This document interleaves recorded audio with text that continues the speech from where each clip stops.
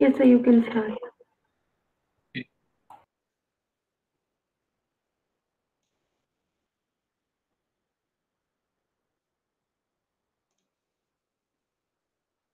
Yeah, thank you, Dr. Ruchi, for the kind introduction, and thank you, Professor Mukherjee, for the invitation to deliver a talk in this colloquium series that you have organized at Indore. So, as has been said in the introduction, so I am at UGC DACSR Indore, and I am also I am on Lian from Indian Association for the Cultivation of Science. So I will be presenting my work that we have done at IACS, that is Indian Association for the Cultivation of Science. So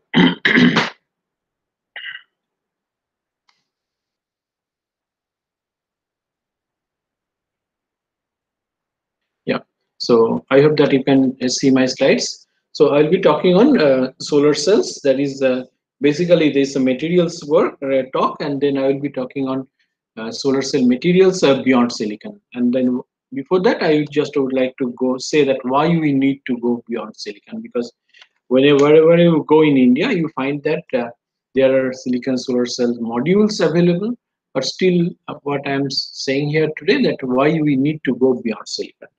So, I mean, since you are in the engineering department, so I thought that I will try to motivate you that, I mean, why we should go for why we means India should go for materials beyond silicon.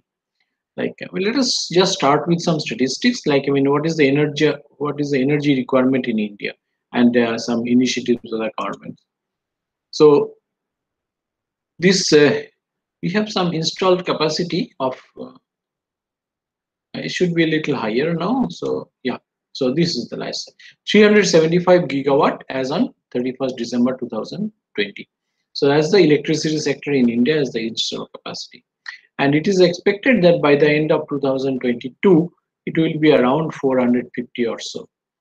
And it is sometimes argued that some energy efficient appliances may lower the rate of growth, but since the government is trying to for the industrial growth and power for all scheme in the country, so I don't think that the power requirement will be going down below this 450 plus gigawatt.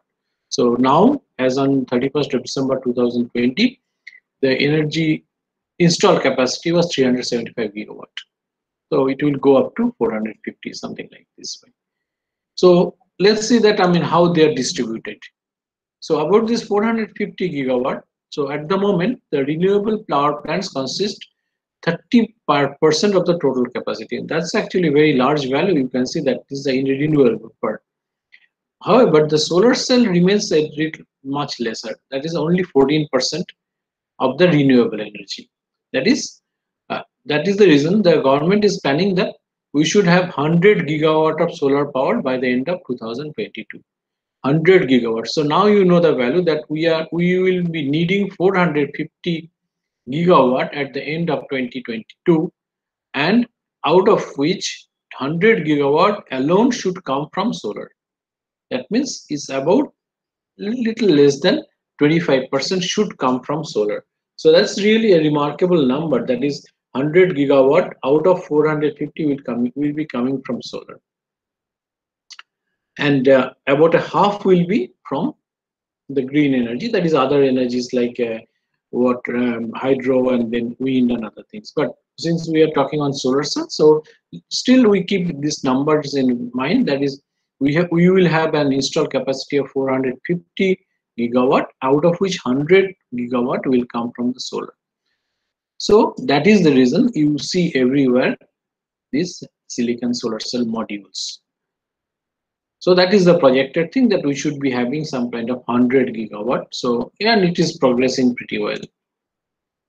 And let's see that how we get this kind of 100 gigawatt. I mean, how we will get this 100 gigawatt of solar cells. PV module manufacturing can be addressed from two aspects, that is efficiency and cost. So initially, the crystalline silicon accounted for more than 90% of the worldwide PV module. Even now, it is like that. And the rest are overall like cadmium telluride, CIGS, and amorphous silicon. So mostly it's with crystalline silicon, as you all know.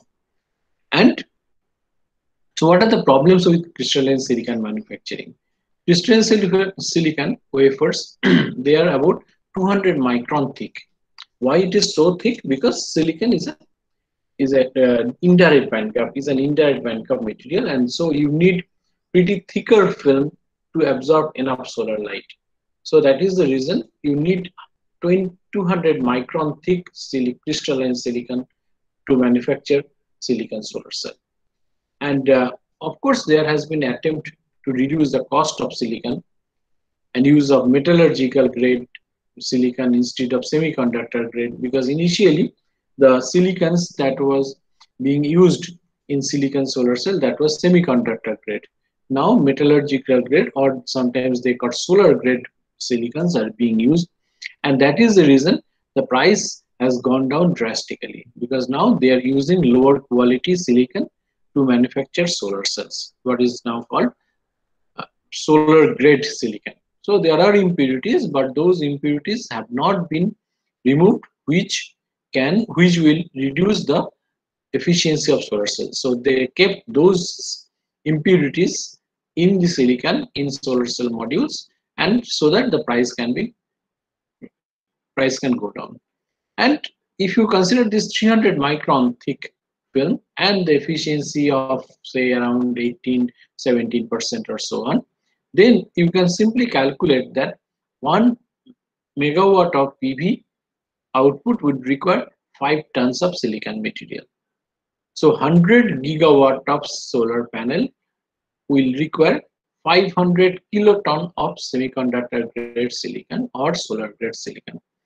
And that's a huge number. So as I have said, that silicon is an indirect band gap semiconductor, and that's why you need very thick film.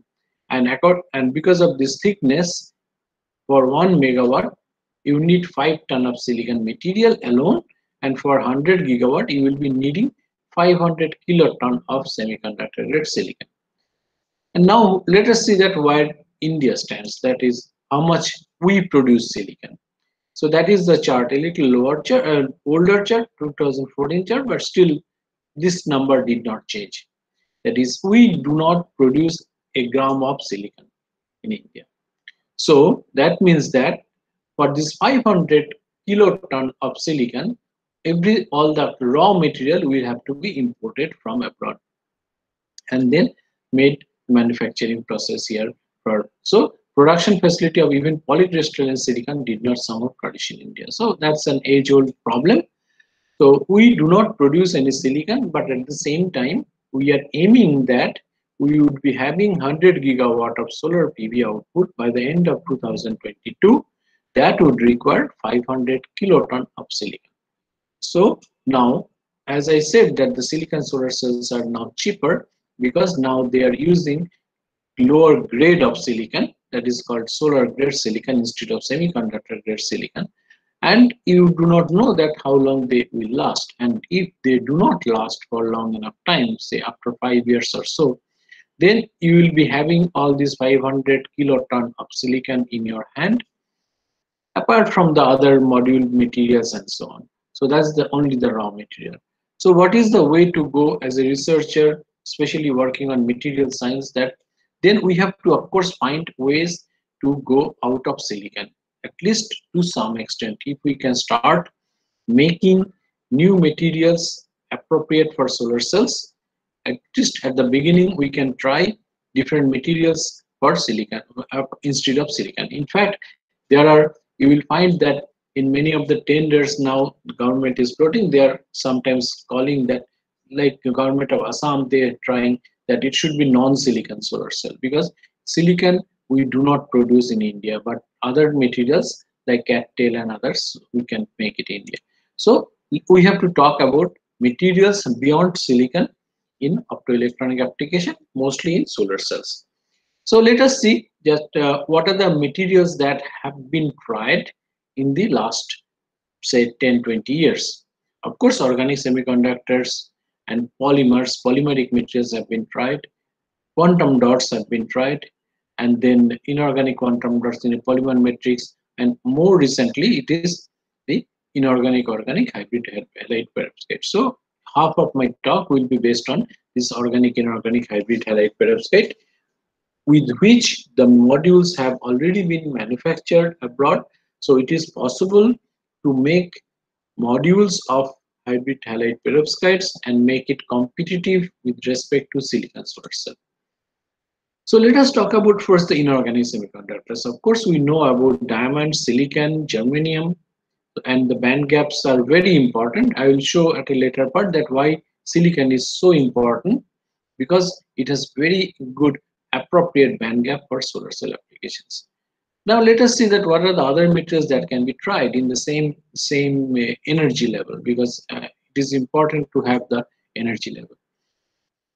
For example, there are other compound semiconductors like silicon carbide. They have larger band gap. Elemental semiconductors like sulfur, they still have a larger band gap.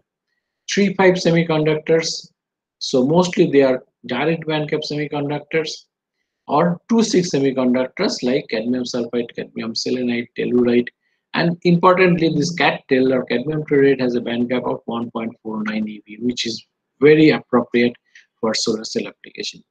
Those who are working on oxides, zinc oxide is a very cheap material, but they have a large band gap. So zinc oxide will never be a good material for solar cell applications.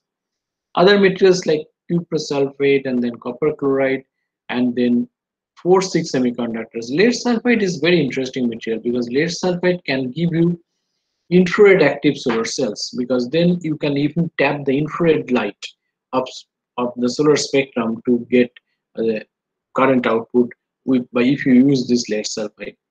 And then recently we have been working on layered semiconductors like molybdenum disulfide, molybdenum diselenide, and so on.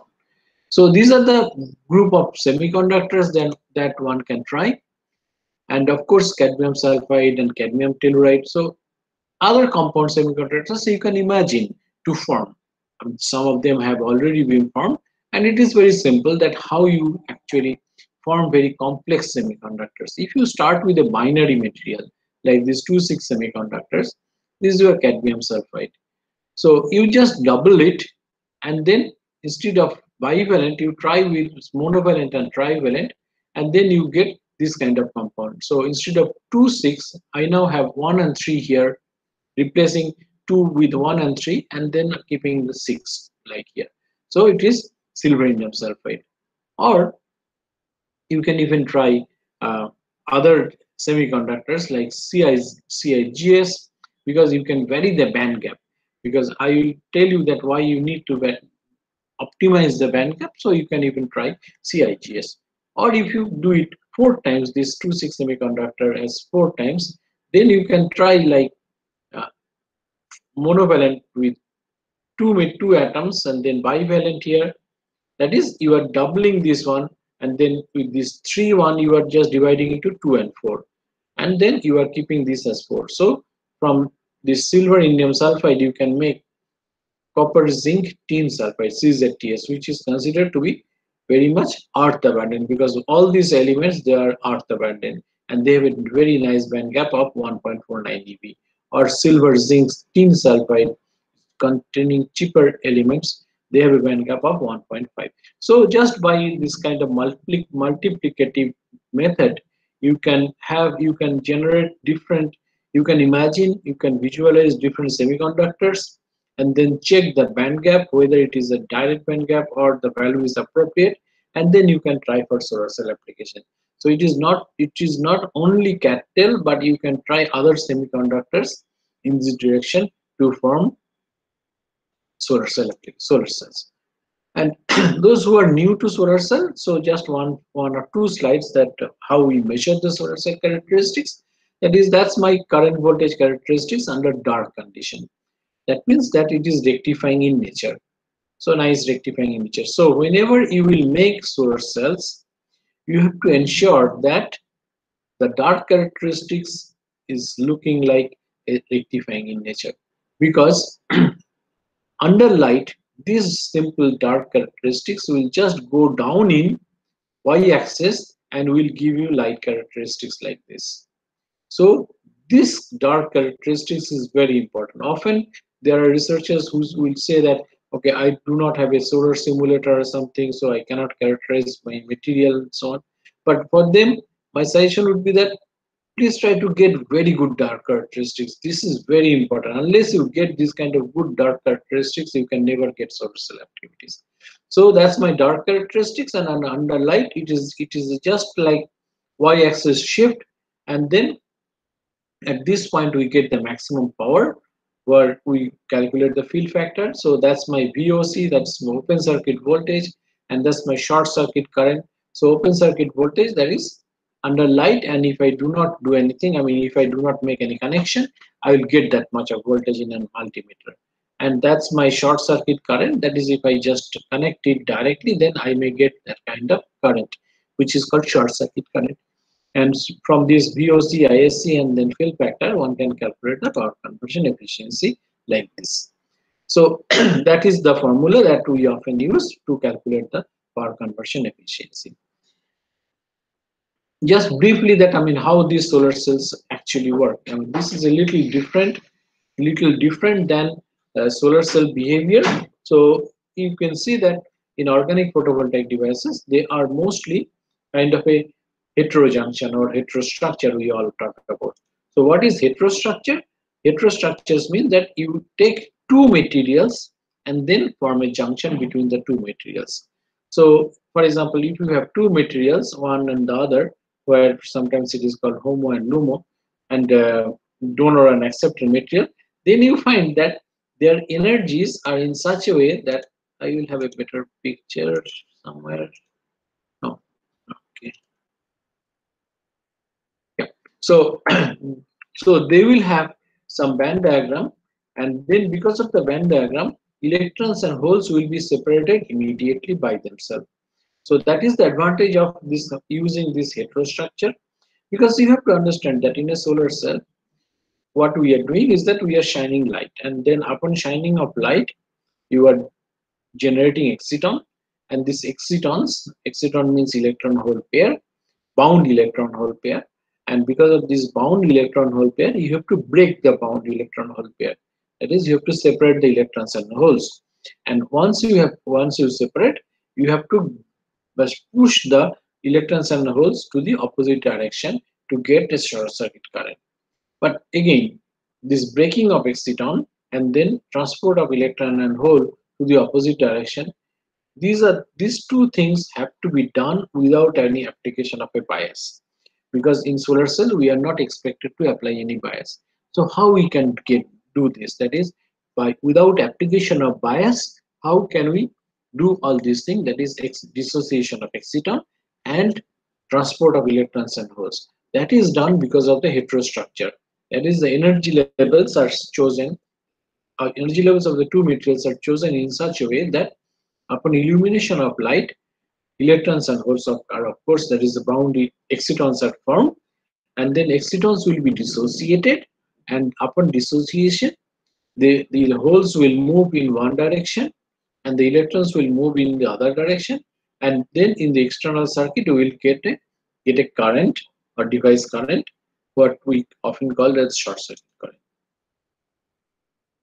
So, and these are the two types of devices, bilayer type or bulk heterojunction. In bulk heterojunction, you mix two together so that excitons generated everywhere will be dissociated to electrons and holes, free electrons and holes, and they will transport to the opposite electrodes.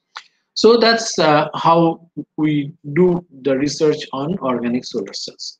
And with inorganic semiconductors like CATTEL or CIGS, one can try, or with lead sulfide, as I said.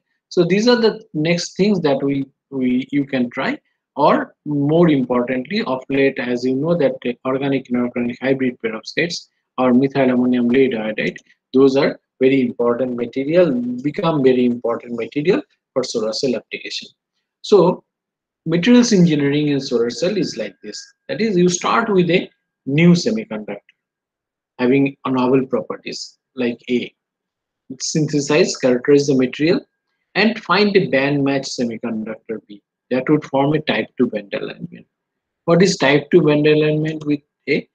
If you select two materials, two semiconductors, and put one after the other, Now the situation can happen. Three types of situation can happen.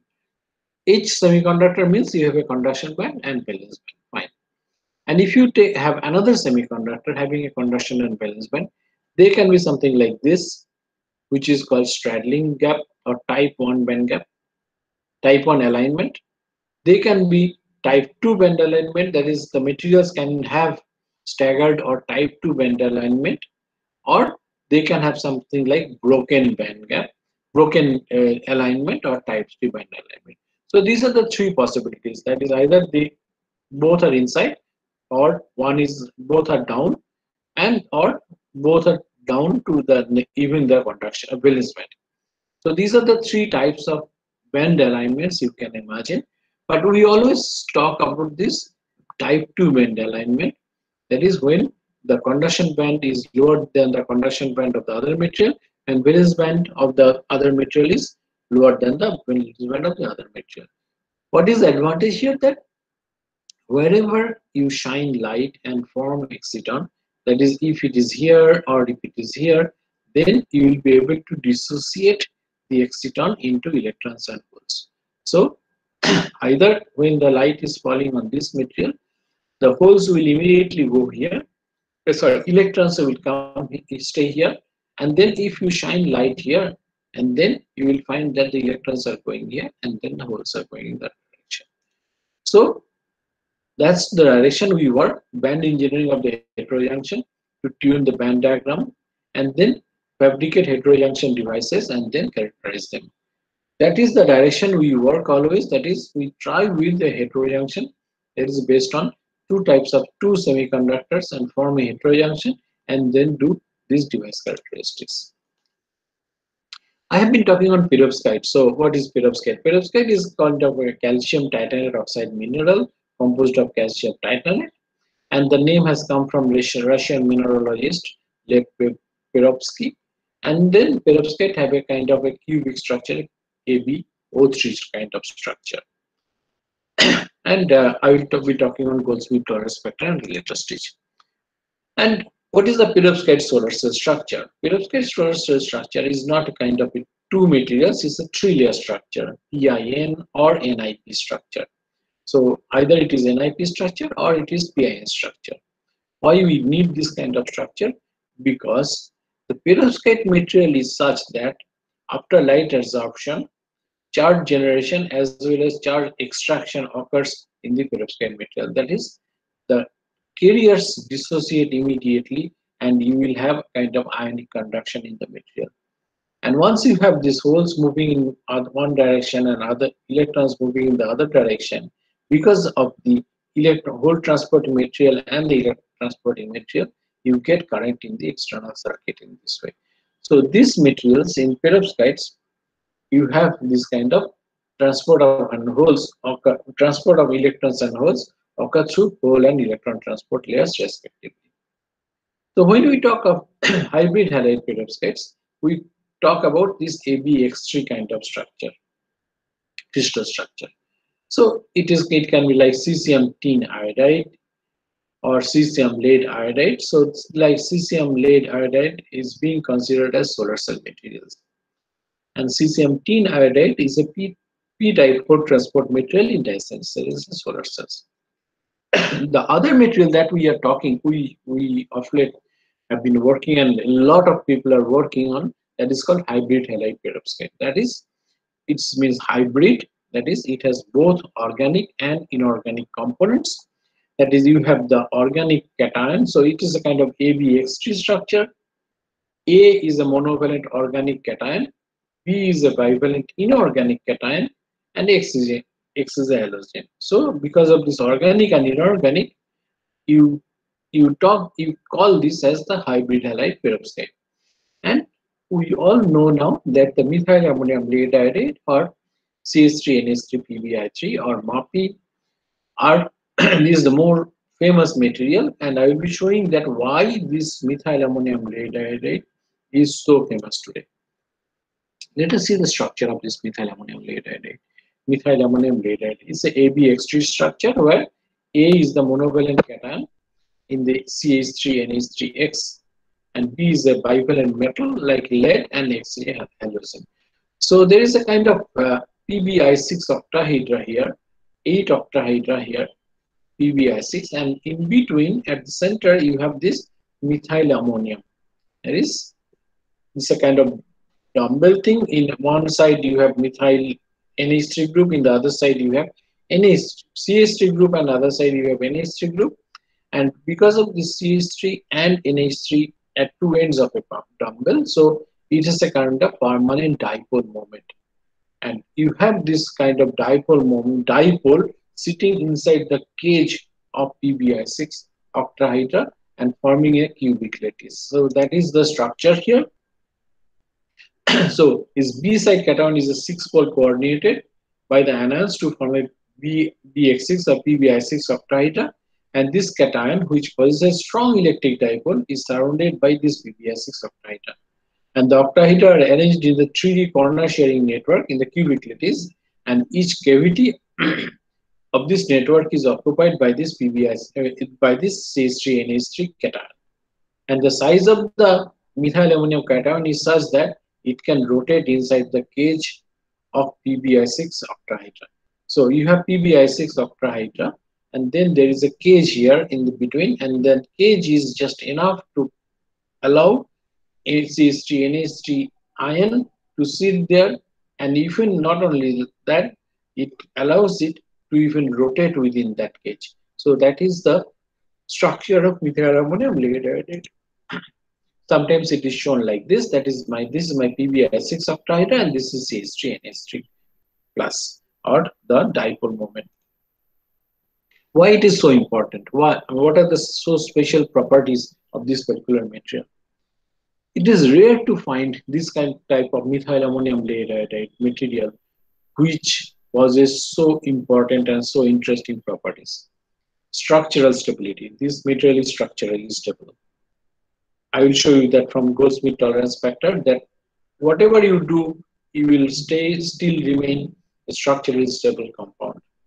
Then its optical properties are suitable. Means that its band gap is such that it is within the Shockley-Queisser equation. The plot I will show in details that why this material is a direct band gap material. Solution processability, that is, it can make it through solution. Exciton binding energies are low. At room temperature, excitons are broken already, so they are not staying together. Electron and hole, they are already broken. So one job is already done. Electrons and holes, they have high mobility, so that is, you don't have to apply a large field because of this with the help of electron transporting and hole transport material. Because of the large high mobility, these electrons and holes will move automatically. Defect tolerance.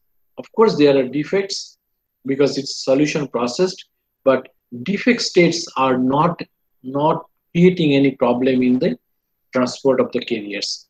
And finally, low recombination loss. That is, these electrons and holes, because the main problem of most of the solar cell is that whenever you shine light, you get the carriers after dissociation of excitons, and then even if you dissociate the excitons, electrons and holes, they immediately recombine, which is called recombination loss.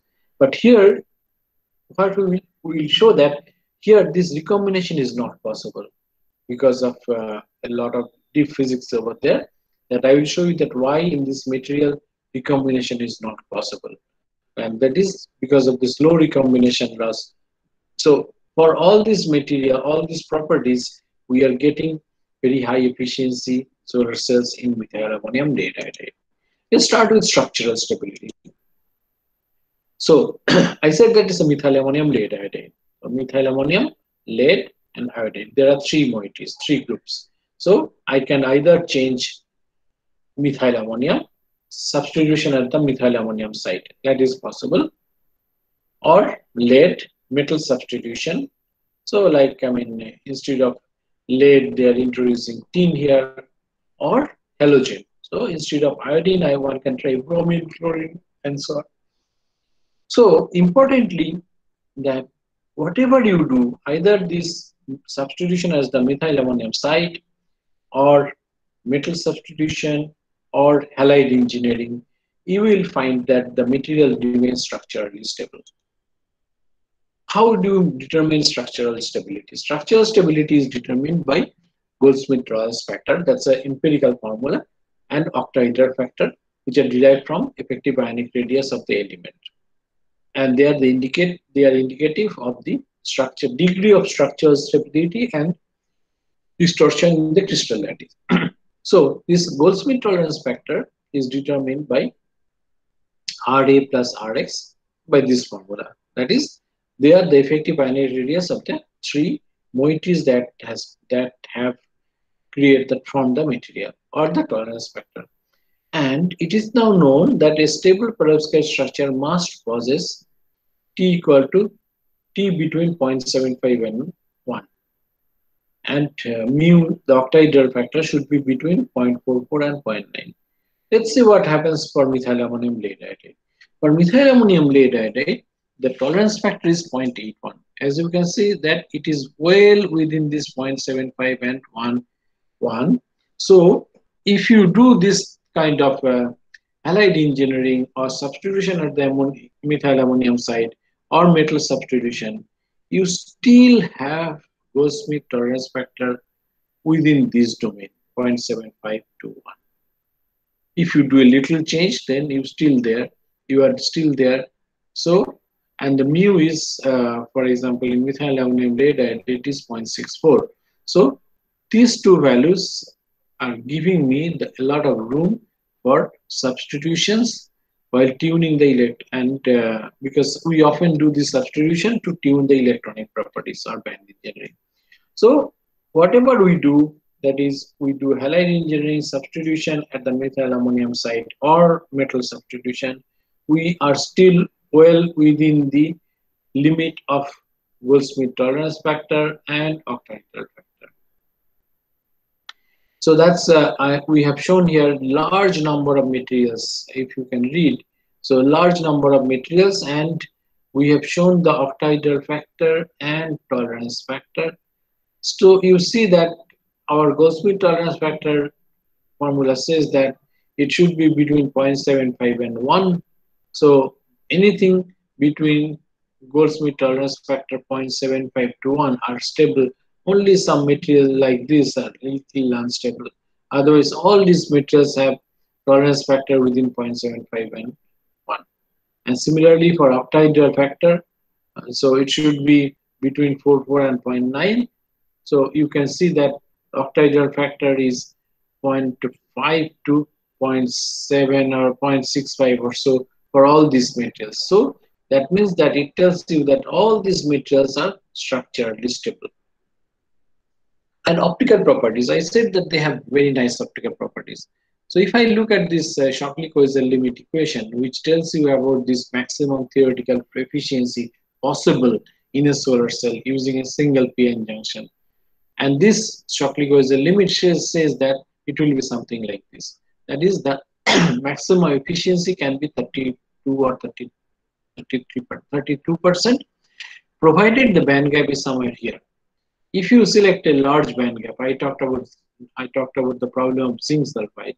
So if you have a band gap of say 2.75, so 2.75 will can have efficiency of little lower than 10, no, never above 10, because that's my Shockley-Kozel limit. Or if I use too low band gap material, then also I will find that the efficiency is still lower. So we have to find some materials which will show you optical band gap in this region, in this way. And that is the reason crystalline silicon is so important, and one cannot ignore crystalline silicon, because crystalline silicon has a band gap of about 1.14 electron volt, and which is very close to the optimum value. But cadmium telluride is not that bad either. Or the perovskite, methylammonium lead iodide, possesses a 1.55 band gap somewhere here. So that's my perovskite. So here. So by doing this materials engineering, that is in methylammonium lead iodide, if we replace methylammonium, if we replace lead, if we replace iodine, then we are hopeful that you can even push the band gap at least towards the peak point, and then of course the efficiency will go up. So first you have to look for a band gap where the band gap is lying, whether it is in this favorable domain, favorable size, and then you have to try to push the band gap, because you know that with a particular band gap it should be high if you have a band gap like this. So apart from this value of the band gap, what I said is that they have a direct band gap. The band gap is direct, and that is ideal for many optoelectronic applications, including solar cells.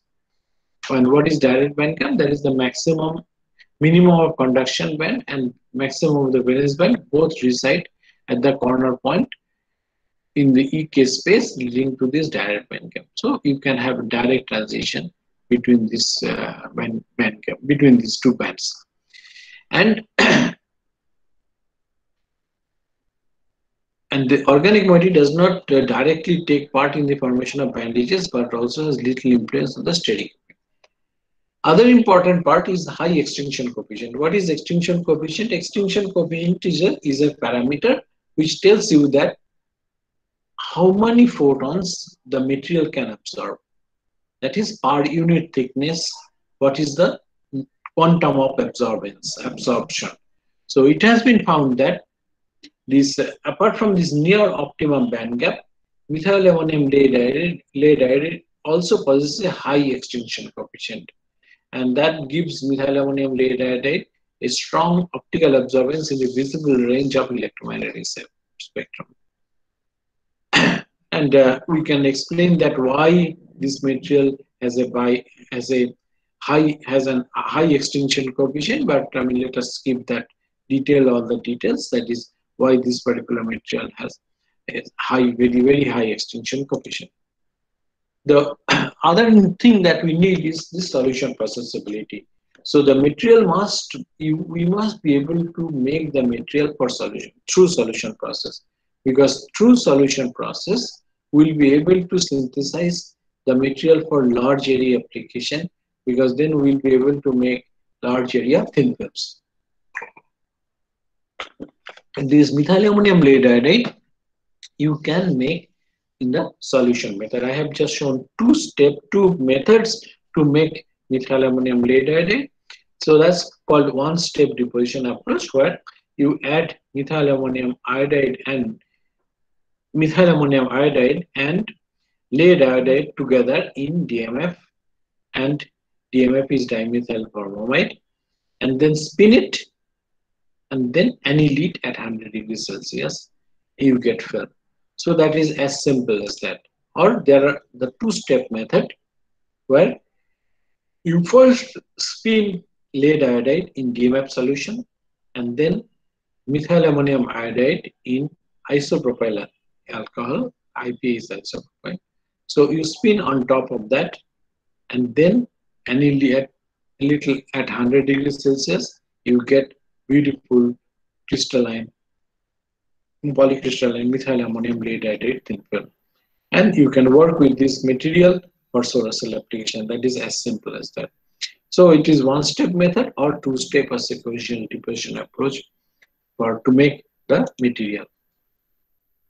I talked about this alloying thing at the methyl ammonium site, lead site, and iodine site. So by alloying, you actually can tune the band gap of this material. So if you have material band gap about 1.5 band gap, and you want to lower the band gap to near optimum value for solar cell, then what you have to do is that you have to play with these three components, that is iodine site alloying, lead site alloying, or methyl ammonium site alloying. But as I said, that by change of methyl ammonium, you do not change the band gap much. Anyway, you have the provision of trying different substitution in the methyl ammonium lead iodide to get new materials, and then maybe for a better material for solar cell applications. Low exciton binding energy, because at the beginning I said that for any solar cell you need materials, and then upon excitation of light, excitons will form, and these excitons will have to be dissociated, and then these dissociated excitons should flow to the two sides by because of the electrode material or electron and hole transport material. So here in this methyl ammonium lead iodide, you find that the exciton binding energy is already low.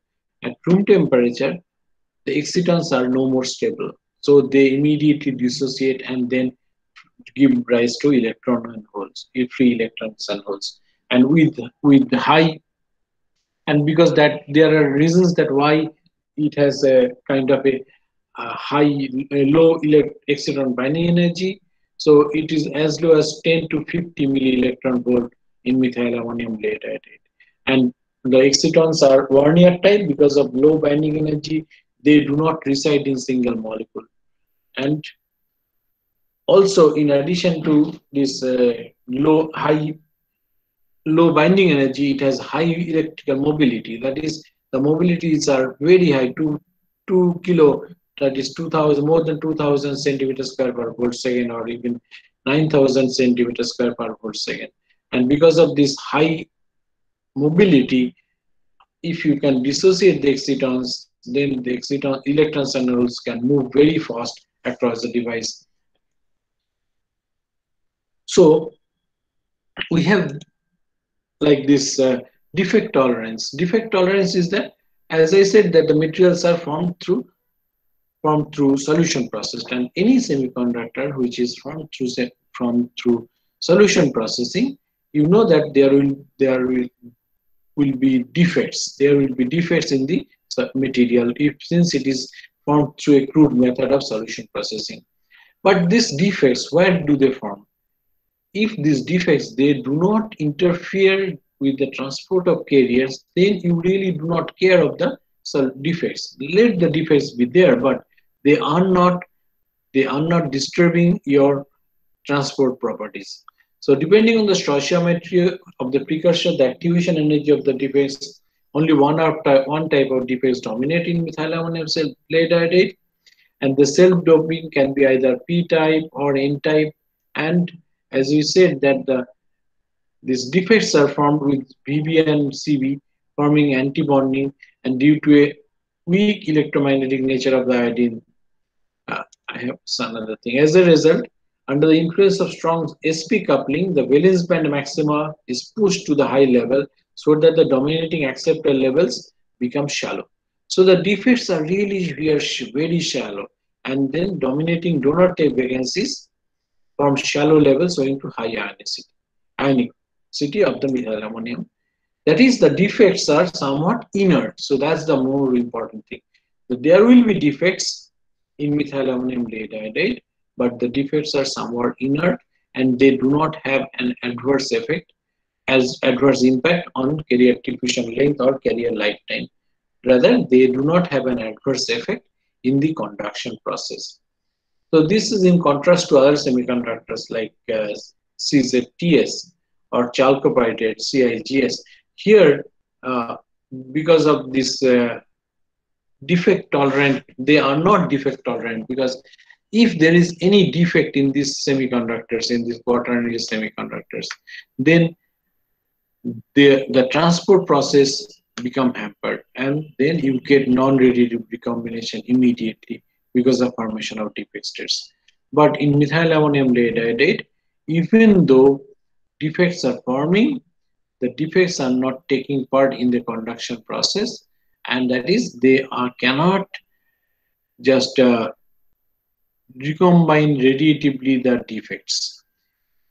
So that is the last point. Now I have come. So I have about 15 minutes time. So what the last is the low recombination loss. That is, I said that even if you dissociate this electron, the excitons into electrons and holes, they immediately try to become neutral. That is, they immediately try to recombine. But we will find that in methyl ammonium lead iodide, recombination loss is very low. Why is low recombination loss? And this is the most interesting property of methyl ammonium lead iodide. That is, it has a low recombination loss of photogenerated carrier. And as I said again, that in spite of the films being formed through a crude solution process route, the recombination loss is very low, because we all know that silicon and other materials, they are defect prone, but the defects are not formed over there, because you make in poly single crystal with this lot of difficulty. But here you just do it in a solution process, you still get defects, and but those defects, they are not using, I mean, you are not getting any recombination. Why is this recombination less low? It is as low as 5 orders of magnitude lower than the predicted longevity limit. So the carrier lifetime is long, carrier diffusion is long, and but at the same time you do not have recombination. So, but the reason for this low recombination loss, there are debates among researchers about the origin of such low recombination rate.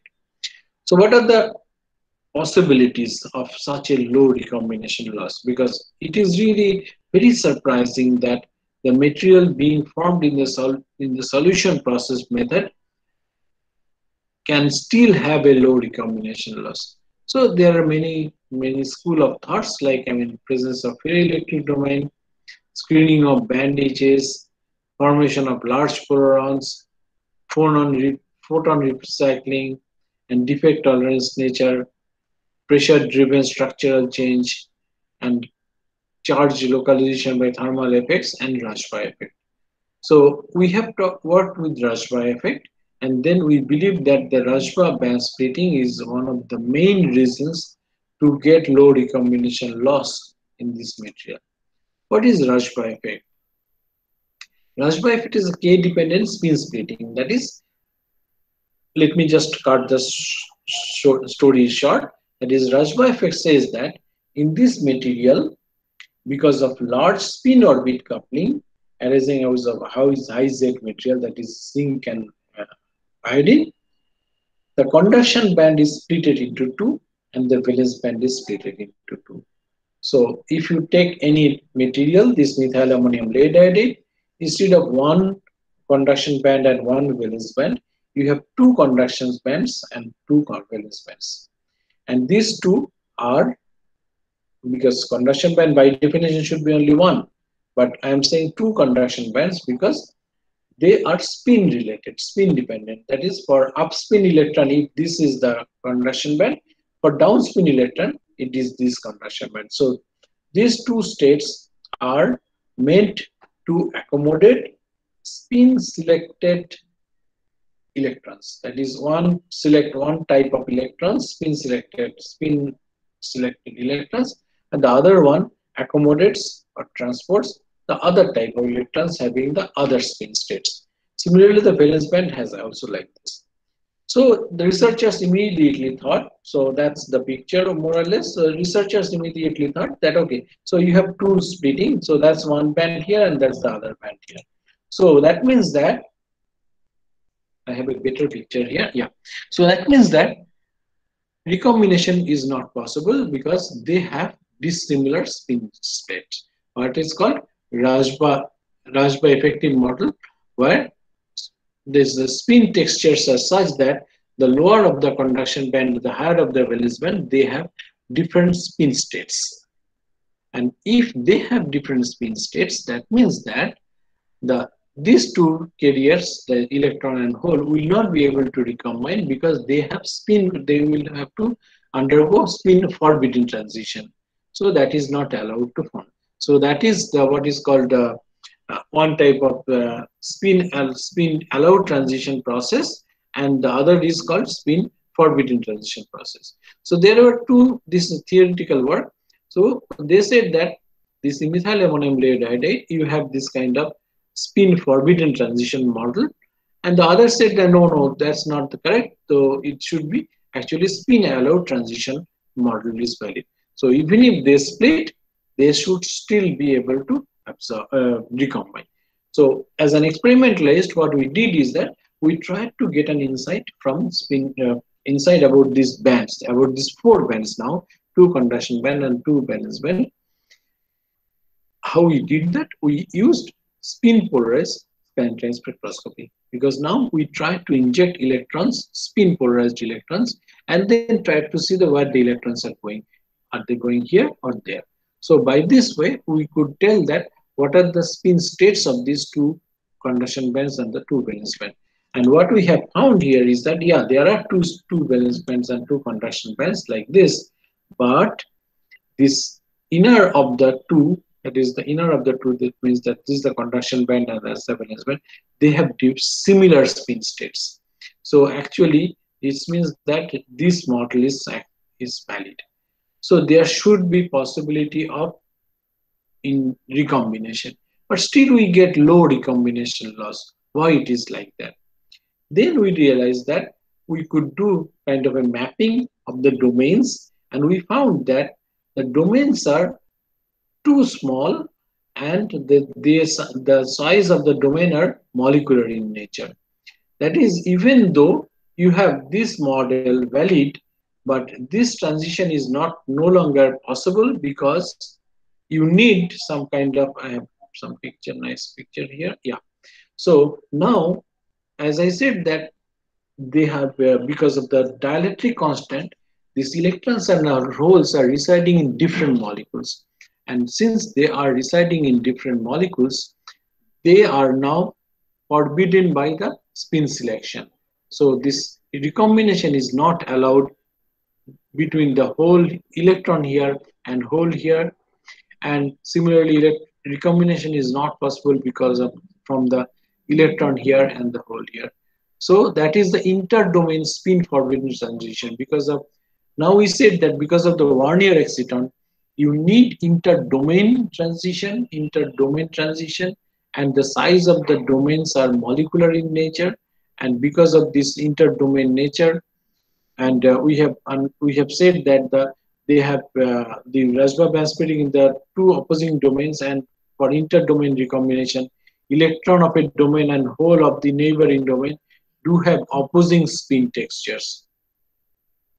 That is, electron of a domain and the holes in the neighboring domain do have opposing spin textures, and their radiative recombination is not a is a forbidden process. So as I said here, it's a forbidden process, and that is the reason, because of inter-domain spin forbidden transition process, the recombination loss is very low in this particular case. So that's what we have done with the spin polarized scattering spectroscopy work. It's an important work here. So finally, I conclude here that in India we need to look beyond silicon for solar cell applications, and then thin film technology based on cadmium telluride or CIGS materials, on the other hand, has advantages considering the possibility of module manufacturing in India. And then the newer material, methyl ammonium iodide, we have highlighted the prime properties of methyl ammonium iodide for its success in solar cells. And believe me, I mean, as if you study this material, you will find that it is rare to find a single semiconductor possessing all such favorable properties. That we listed all the properties, and it is indeed rare to find a single semiconductor to possess all such properties. And we have successfully employed spin polarized scattering spectroscopy for the first time to probe Rashba band splitting in methyl ammonium iodide, and we talked about this low recombination loss in the material. So I acknowledge Nanomission project for STM, and then JC Bush National Fellowship, and that's my PhD student Shomo somewhere here. Arnob is here. Gautam somewhere back there. Salma Khatun is here. Abhishek Maiti here. Raja and Shubham. Shubham is here, right here. And I thank you all for your kind attention. Thank you, Professor Park, for this exciting lecture. Thank you, Professor Park, for this. Yeah, thank you. I have stopped presentation. Yeah.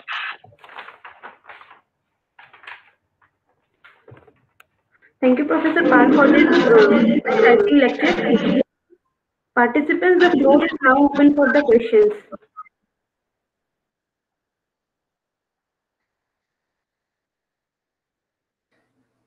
Hello, sir. This is Gaurav from IIT Indore. Tell me, Gaurav.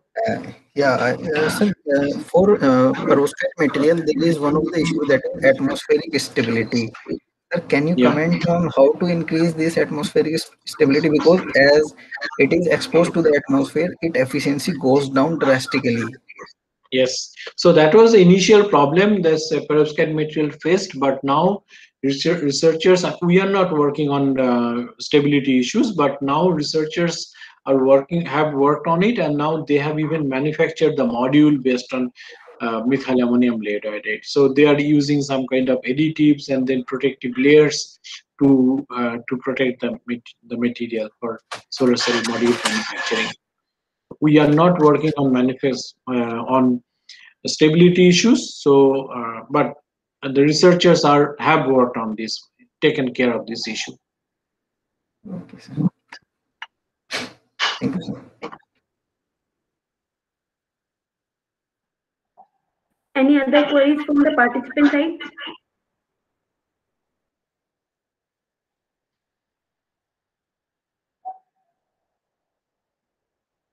If no further queries are present, then let's just thank our speakers. Thank you, Professor Pal. Thank you. Okay, so I log out then. Yes, sir. Thank you so much. Okay, thank you.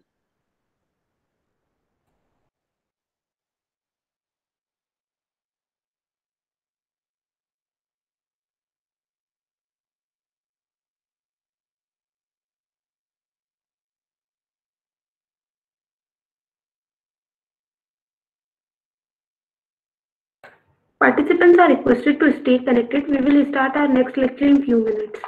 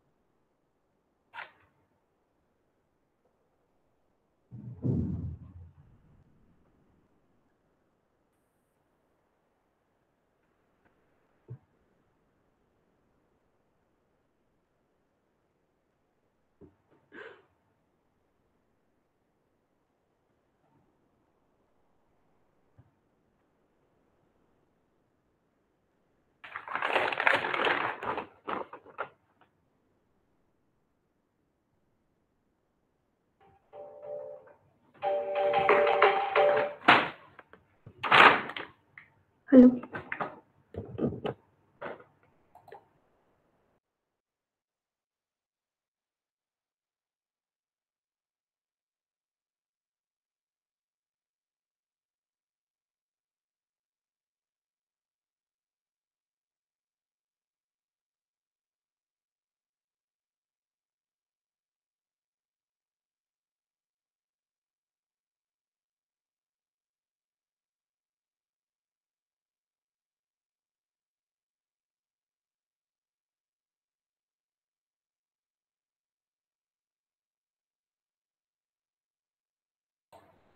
Good evening to all.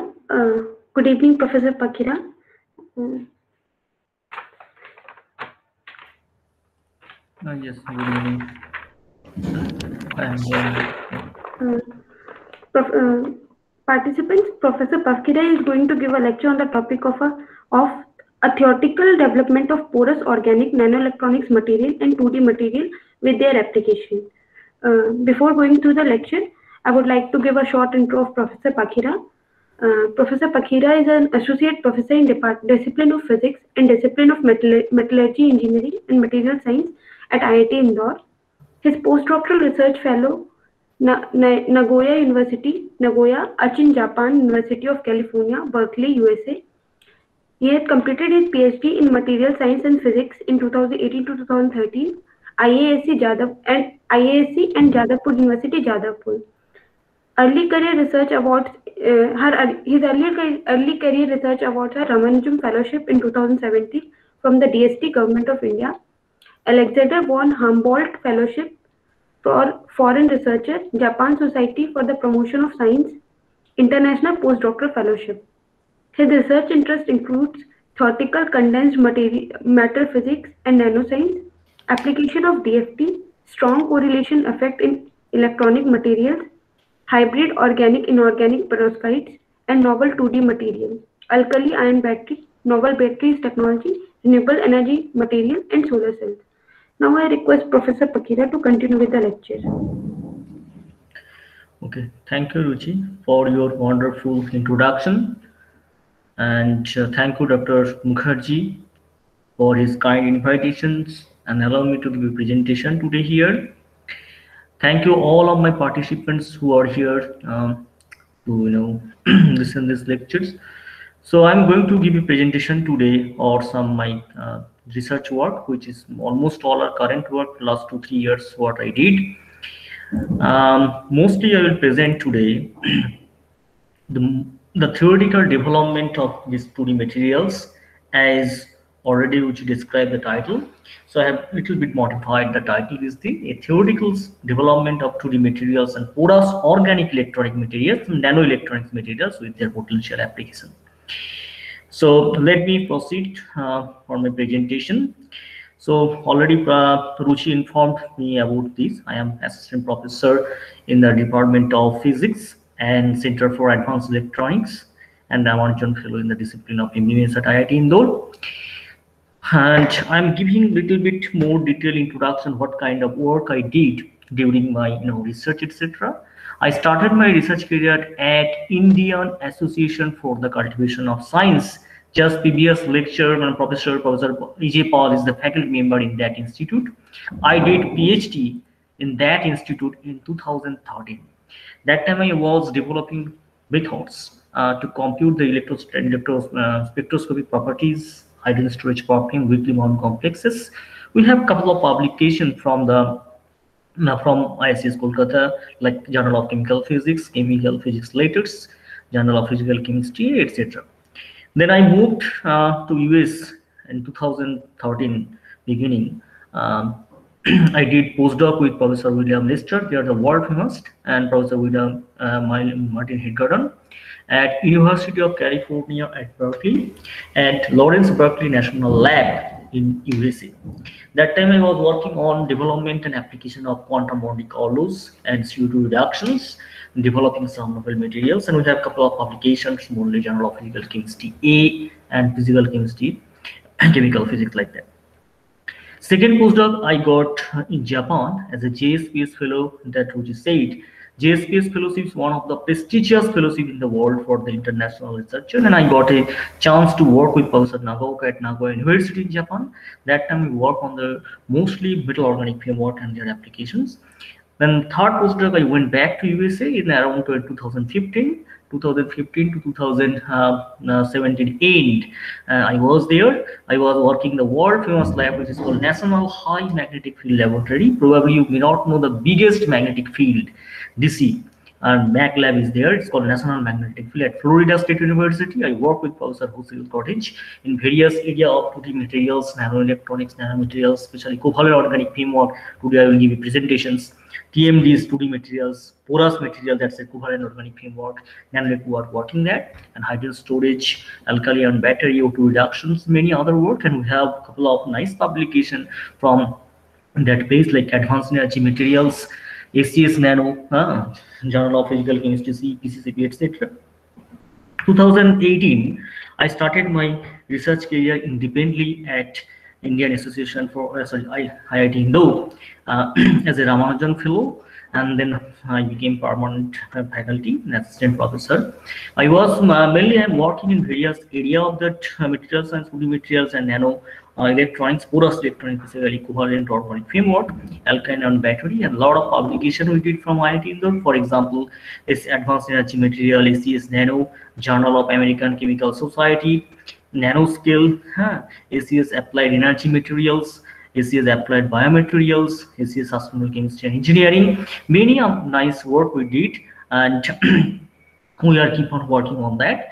So let me give me a little bit introductions of my research institute, wherever I actually spent several times or got the degree. For example, this is the oldest building of this called the University of Calcutta, and this is the Indian Association for the Cultivation of Science. I spent almost 5 years here, 5 years University of Calcutta.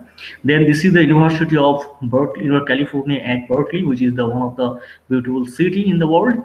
And this is the famous, buildings where a lot of Nobel laureates sit there, and famous institutes, including famous actually researchers, scientists are there. And this is the another famous lab, which is called Lawrence Berkeley National Lab. The first synchrotron was tested in this area. Here is a big tunnel, and just behind this, this building, which is called Lawrence Berkeley National Lab, here is the UC Berkeley. So both are very close, and this is the nice area of Bay Area, which is called San Francisco. This is called San Francisco, one of the biggest big city and international city. So what kind of work 2D materials related to electronics, nanoelectronics I work? First one is the graphene, bilayer graphene, monolayer graphene, and their intercalations. And then I work on 2D materials, especially molybdenum transition metal dichalcogenized, for example, molybdenum disulfide and tungsten disulfide and their hybrid alloy.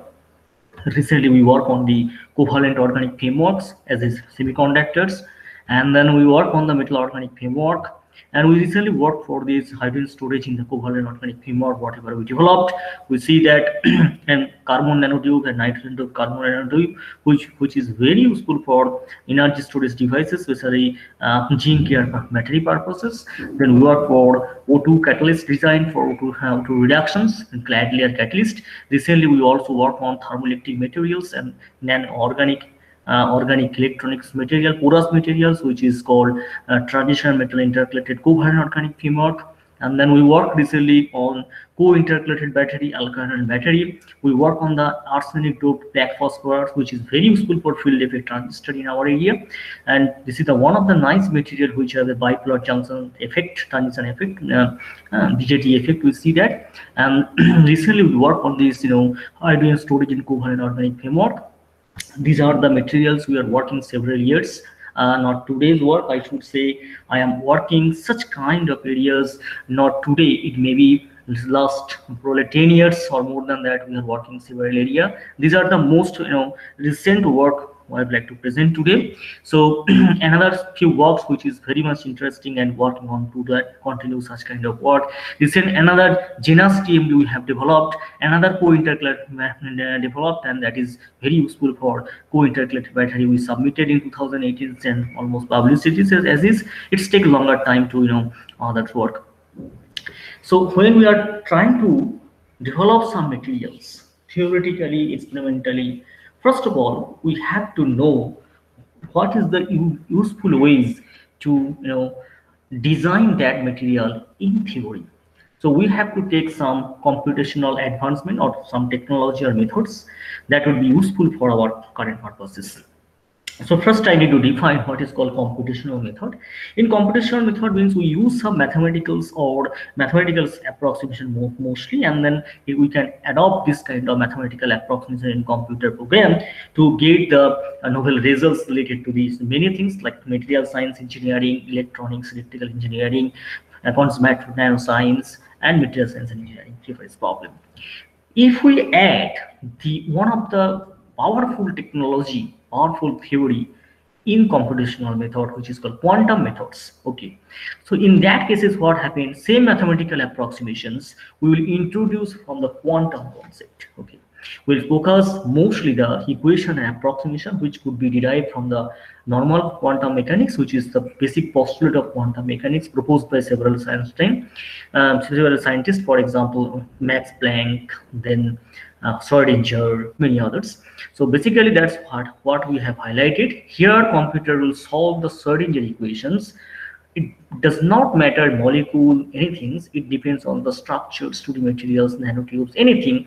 We could use such kind of methods and solve using this quantum method, which is the most powerful method. If we do not consider any approximations, or if we do not take any empirical parameters from the I should say from the experimental data, or some parameters arbitrarily in that system, then it would be pure method. We should say uses such kind of ab initio quantum methods. And the last one is molecular dynamics methods. Sometimes we said molecular dynamics simulations is actually simulations which actually observe or analyze the physical movements of atoms, molecules in your systems. And this method will allow you to interact the molecules, atoms together in a fixed period of time, and it will give you evolution of dynamics that is called molecular dynamics simulations. So these are the methods, not only physics, chemistry, bioscience. It's actually explained many areas, including physics, chemistry, bioscience, engineering. Everywhere we generally use such kind of methods. Okay, and mostly we are focusing at present in my research group, which is basically condensed matter nanoscience, material science, material engineering. This area we are focusing this kind of method, how to apply. And when we are going to introduce this thing, I have developed one scale in terms of time versus our length scale, as well as the methods. So if we look at this very close to this region, we would like to focus the quantum mechanical methods. What is I said, let's say your pure quantum methods, which would be solved by only the Schrodinger equations using quantum mechanical approximations. The order of the scale, this is the one of the unit cell we have defined. It's of the order of several nanometers, and the transitions of the electrons we will focus here, that of the femtosecond or picosecond movement of the electrons. So here we will focus only the electron in this region. Now if your system slowly increase, let's say it's several micron, in that cases, when the atoms, molecules you have defined, we have to consider a box. This box is highlighted by white color. This is called molecular dynamics simulation box, and the methods we will apply here, molecular dynamics. Here mostly the atoms are moving inside this simulation box. When the atoms are moving, the transition time and movement time average of the order of several nanoseconds, picosecond to nanosecond. Then again, in that cases, our focus will be how to analyze this movement of the atoms inside the simulation box. Next case, when the our system is also increasing, then we are coming to this region. It is called mesoscale. In that case, is not only single particle, single molecule, a group of molecules. That's why I highlighted here is one group of atoms, or we can say all these are one kind of mesoparticle defined, and in that case is several up to micrometer we can analyze. In that case is the movement of this group of particles or group of atoms, molecules, which are called mesoparticles, is of the order of several microseconds. And after that we can go to the finite element methods. When you have a big scale, big system, then we will apply such kind of big methods, which is called macroscopic methods, which is nothing but finite element methods. So what happened, these are the methods generally we use for the development of molecular levels from the origin of material behavior. This method actually predicts some kind of properties. If we apply this quantum mechanics, we'll get the material properties, including the first, considering from the first principle calculations. For example, electronic structure, band structure, density of states, electronic properties, charge calculations, and then these are the things, band gap, etc. we can be estimated for particular materials. And this method definitely will be helpful to design what type of material you are interested in, or devices purposes with improved performance that I said. For example, if you have a lot of field effect transistor material, but we did some research novel work which has an improved performance, in that cases we use arsenic doped black phosphorus, which is very useful for such kind of molecular modeling purposes or material design purposes. So what's the good thing for such kind of materials and sciences, and especially computational methods, what we are know? Actually, the important thing is that if you look at the development of a computer science and engineering, it is rapidly growing. Okay, let's say a 5-year old computer and today's computer, 2 years old mobile, and right now your mobile system totally changed. You know why? And that's the why the computer science, technology, basically computational methods, whatever I'm saying, is going first, because the computers are getting so faster, algorithm and programs are really, they are maturing, and materials, advanced materials is coming to the market every day because of this base of computational methods, and we are giving so many important information to the experimentalist, so immediately they are synthesizing this thing, and almost limitless properties that could be assigned from our computational methods. For example, first of all, the structure will be stable or not. Most of the cases in the laboratory, when we are doing practical by hand, novel material design, most of the cases we generally failed. That we say no, this material may not be stable. We can waste, we actually waste a lot of material and money. We can actually save the money and materials without doing such thing. We have, of course, we have to spend a lot of things for the computational purposes, and we are looking for the stable structures. And transition state structure is unstable, momentums, type of moment, quadruple moment, polarizability, frequency analysis, thermodynamic analysis, and reaction rates, many other properties, electronic properties, Raman effect, Raman shape, many things we could calculate using such kind of analysis. So first one, what we'd like to today tell about this, how the Dirac material, which is one of the nice things for 2D material system, 2D binary graphene, we can actually introduce my work first. This work I did in 2018. So this work, what we started here, look at in my first figure, this is basically a single layer of graphene. What is graphene? Graphene, basically, if you look at the graphite has many layers of graphene. If you cut one layer, it would be like this, just carbon carbon. It has a honeycomb structure. Many of us may not know what is called honeycomb. If you look at one carbon here, it is surrounded by 6 carbon, 1 2 3 4, like this, one ring is there. If you look at the honeybees, their cage and this graphene one segment almost equal. That's called honeycomb structure. And then all the carbons are sp2 hybridized, which can be defined by that carbon, when another carbon actually is getting bond, their orbitals are overlapped, S and B, and form the bond. And one of this is actually, one of the graphene is the so semi-metallic and Dirac behavior. Now I am coming to what is called Dirac. It is the physical, sorry, it is the electronic properties. So if you look at the structure, it is very interesting structure. Okay, and he can also log in 2009. 10 he got the Nobel Prize because of first groundbreaking experiment he did, and then he synthesized such kind of graphene 2D. So if we actually study the electronic properties, let's say it was band structure at mk gamma m, which is the symmetry of the crystal. mk gamma m means if we look at the center of this honeycomb seed, is called gamma, is the center, which is 0. Then if we aim, look at towards nearest atom, is called m. Then this is called k. Again, we are coming to the gamma like that. mk gamma m direction we plot. At k point, we'll see that one band, which is called conduction, is coming to the Fermi level, and valence band is coming from the down and touch at the Fermi level. This is called Fermi level. If we plot in 3D, it looks like a cone. This is called cone. This cone is called Dirac cones. That means, what is the definition? Dirac cone, which represents the linear energy dispersion relation, EK. Energy versus K relation is called dispersion relation. At the Fermi level, gives the graphene massless fermions. If the electron, which are called fermions here, comes here, it will transfer from here to here without energy, which leads to various kind of effects. For example, ultra high carrier mobility, Hall effects, quantum Hall effects.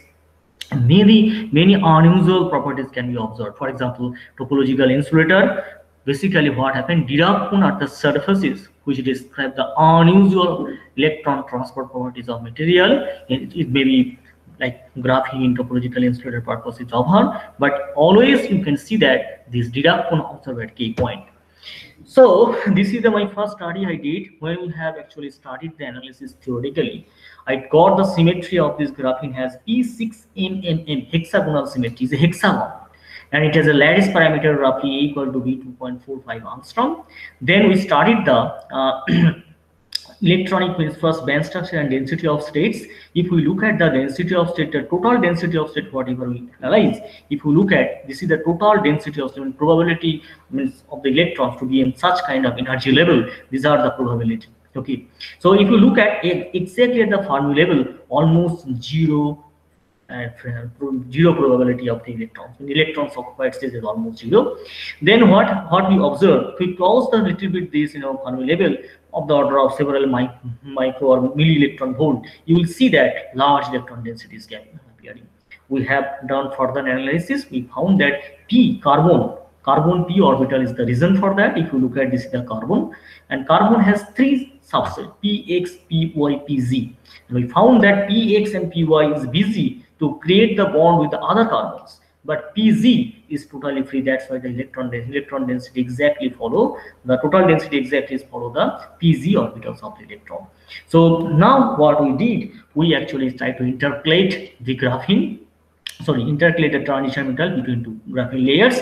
There are two ways to intercalate. If we look at both the graphene layers, this is my first layer. If we put the second layer exactly parallel in such a way that every atom's heads are parallel, in that case it is called A stack bilayer graphene. And in other case, if you actually slant little bit, it's called slanting position, we could say AB stack bilayer graphene.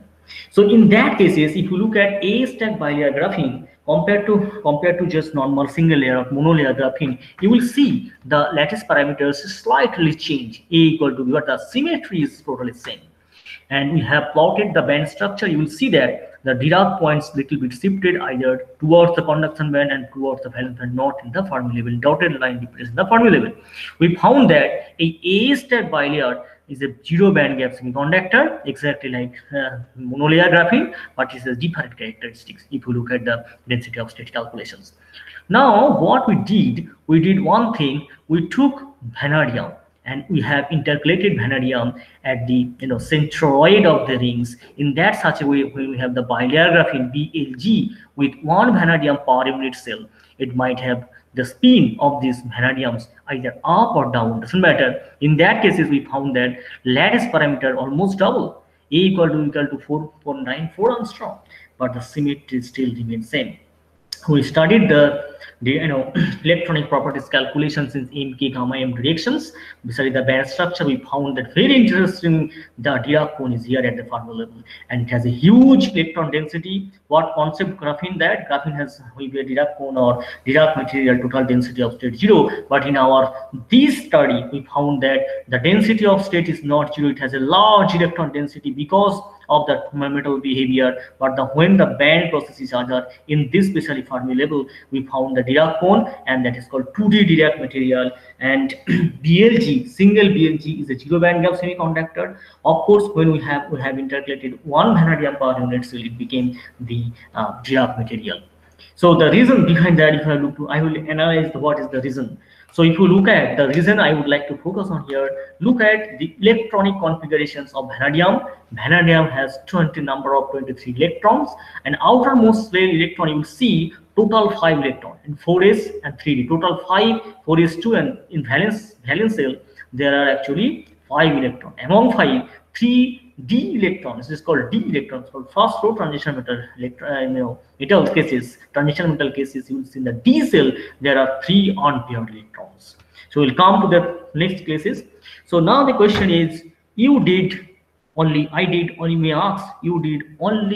vanadium intercalation per unit cell, but if you do two atoms, if you intercalate, what happens? This is the answer. So if we intercalate two vanadium, if we intercalated inside this two layers of the graphene, what happened? The symmetry is going to break. CM2 symmetry. Where was the P6mm? It is coming to symmetry.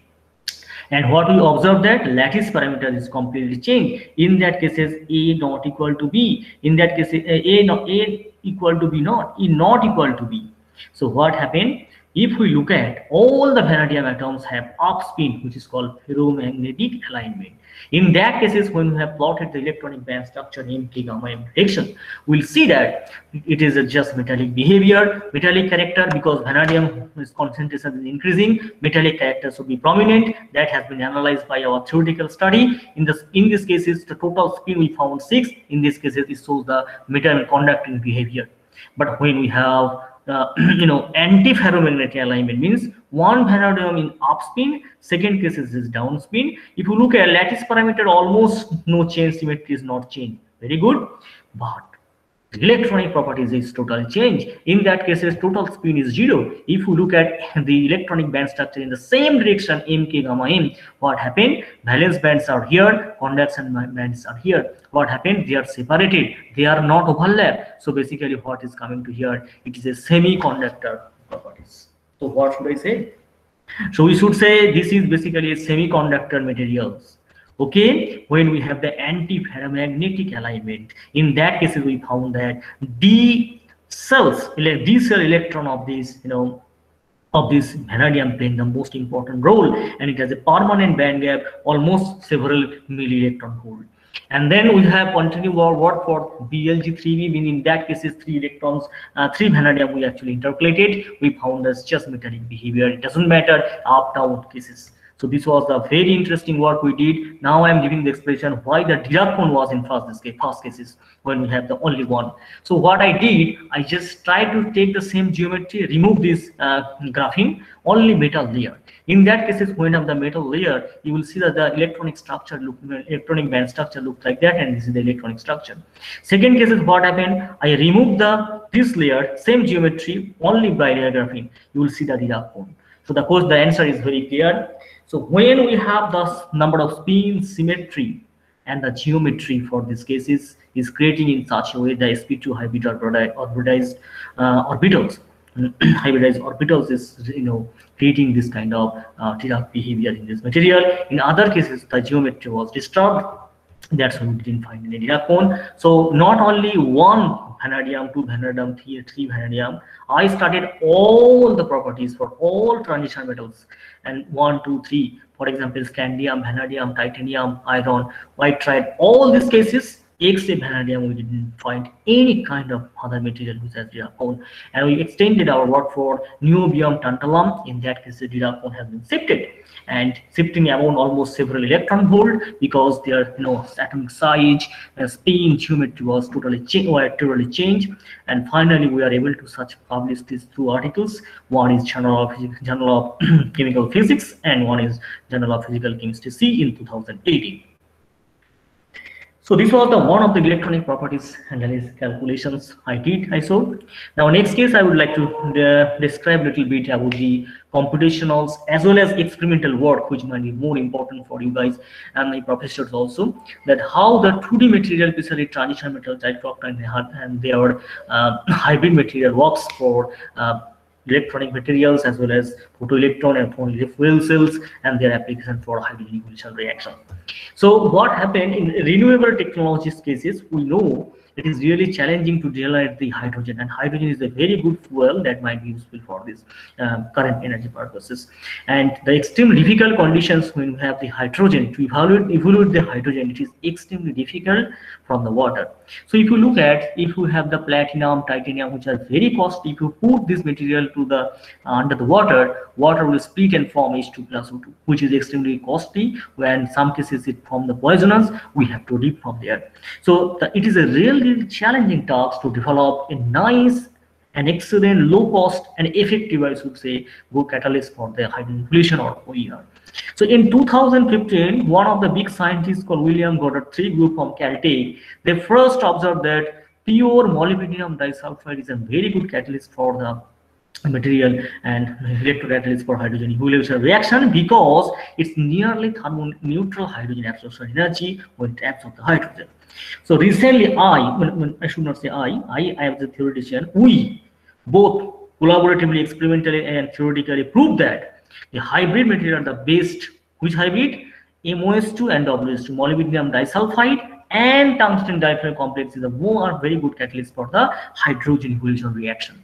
So first we'll study the electronic properties of 2D material of MOS2 and the crystal structure of WS2. So very interestingly, you will observe when we have the MOS2, this crystal structure, 3D structure. So if we actually go to the same direction, gamma, K, M, gamma, that direction probably in graphene I saw, it has a light band gap. It's of the order of 0.75, 0.78 electron volt. And for WS2 in the crystal structure, when we started the band structure in the same direction, gamma, MK, gamma directions, and the total density of state also we observed, it has a direct band gap, it's 0.75 electron volt. The interesting thing, We are saying crystal structure like it is called bulk structure. It is indirect band gap here. Which direction? Gamma to K. Very good. Now instead of bulk, now we are cutting the material. It now has four layers of MOS2 material. You'll see that band gap is increasing because this valence band is coming down and conduction going too far away from the Fermi level. So 4 layer, 2 layer, and first layer. If you look at, very interesting. The other part of the bands, especially the conduction band, form in such a direct band gap, single layer. That's looking for nanomaterial purposes. Is also what we observe here. MOS2 band gap is increasing, correct, but it has a direct band gap when you have the single layer.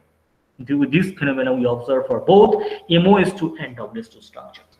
So then what we did another work which is called their hybrid things.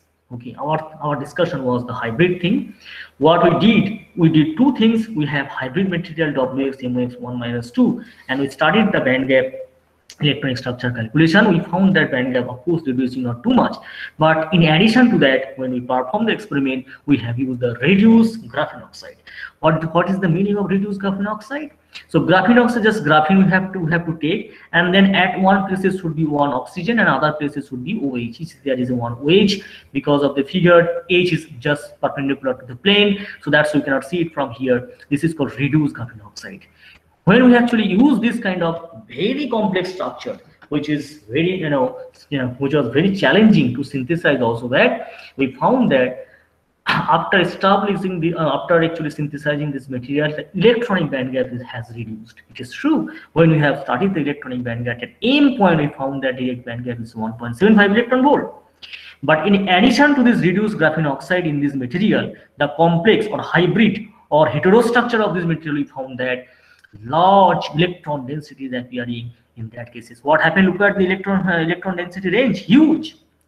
What happened if we have this kind of reduced graphene oxide which accumulating more electron in that area, valence band and conduction band, is possible to go to that. So and alloying effect reduces the also band gap. When we have it is around 0.07 electron volt in that cases. And this is not enough. This is the only material and electronic properties we studied in the lab. But if we really want to study more about this hydrogen evolution reaction part, which is the application of this material, we must to develop some other analysis, some other theory and other experiment. This is not enough for these cases. So what happened, I very briefly I would like to introduce. It's not chemistry, not this, just normal things. What happened, this is my SCM image. The black region is called reduced graphene oxide, and white region represent these our hybrid material WXMO1 XS2, and this is the graphics here. And same thing I have graphically presented this here. What happened when the hydrogen evolution happened? The protons should come from the some water and electrons should come from the your solvent. It formed this H2H plus 2E, it formed H2. So in that cases, if you look at this is your material, first you need to capture the electron. It should be -1, that is called 2 electron transfer reaction. First one is here, and second case is what, when any material is very ready here to capture the electron, it is ready to also capture H plus to be neutral. So second case is capturing the H plus, that's why it form MOS2HS. And next case is again it will capture the electron, it will go to MOS2HS minus. So 2 electron generally transfer from here and here. It's called 2 electron transfer hydrogen evolution reaction that we explored theoretically. Then what happened? From the sulfur side, this hydrogen needs to transfer from sulfur to molybdenum. So in these cases, one transition, unstable position, one barrier should be there, and that barrier would be useful to measure the activity or performance of this kind of catalyst, electrocatalyst. In that cases, when we see that this hydrogen is transferring from sulfur to molybdenum, these called hydrogen migrations. It is called Volmar reaction. In that case, the Volmar barrier is we found for pure MOS2 around 17.7 kilocalorie per mole.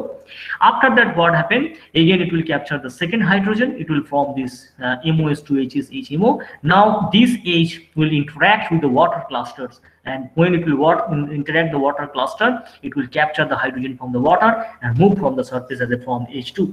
This is called Herovsky's mechanism, Volmar-Herovsky's mechanism. In that case, the energy barrier we found for MOS2 around 24 kilocalorie per mole. When this amount of energy is required to give the system so that it will catalyze this kind of hydrogen regulation reaction. So of course you can imagine theoretically it is possible using periodic structure calculations, periodic material, but I also did finite cluster model. This is a cluster model. In that case is theoretically we have designed this MOS2.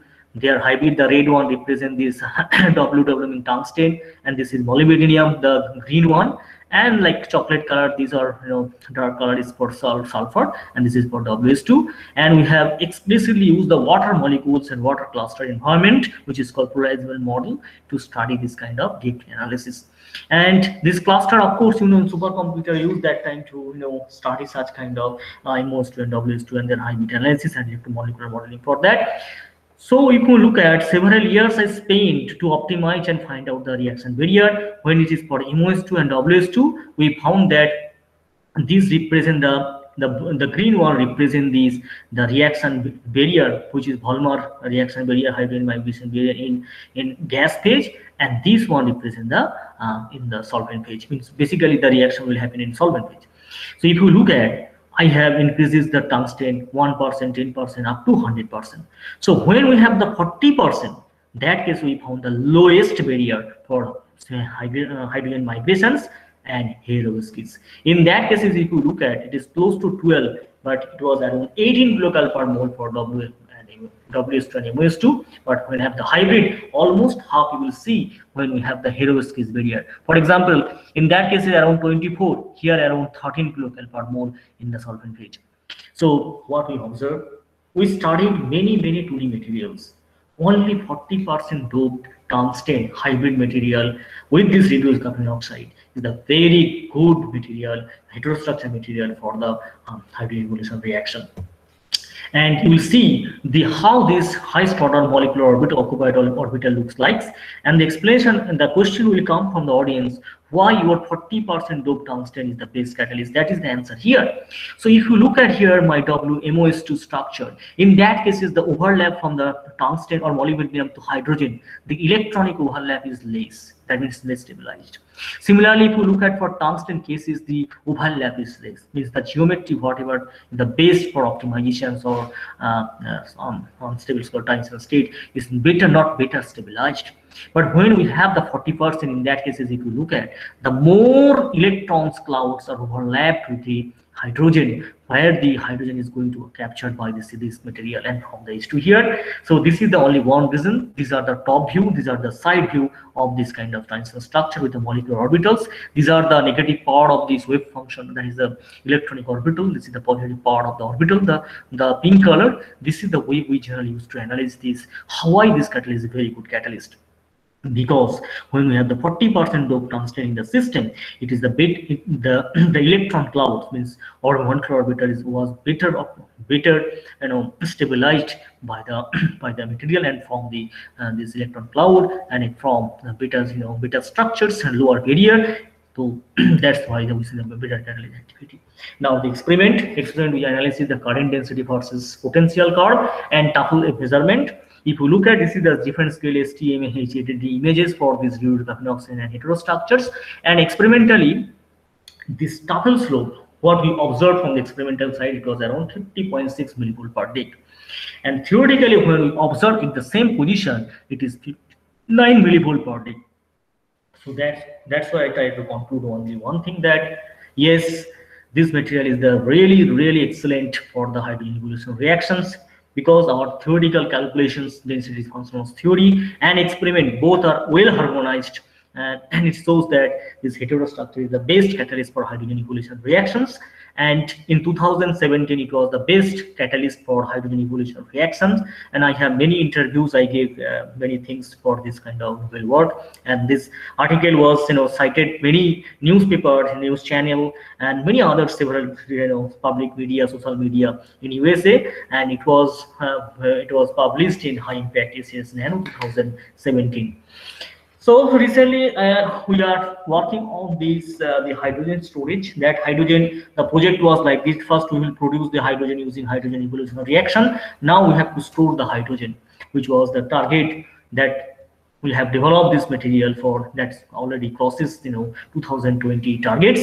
So let's see what we did, how we enhance the hydrogen storage in covalent organic framework in this storage. So we have realized that we have now hydrogen, how to use this hydrogen for our renewable energy sources so that it will be useful.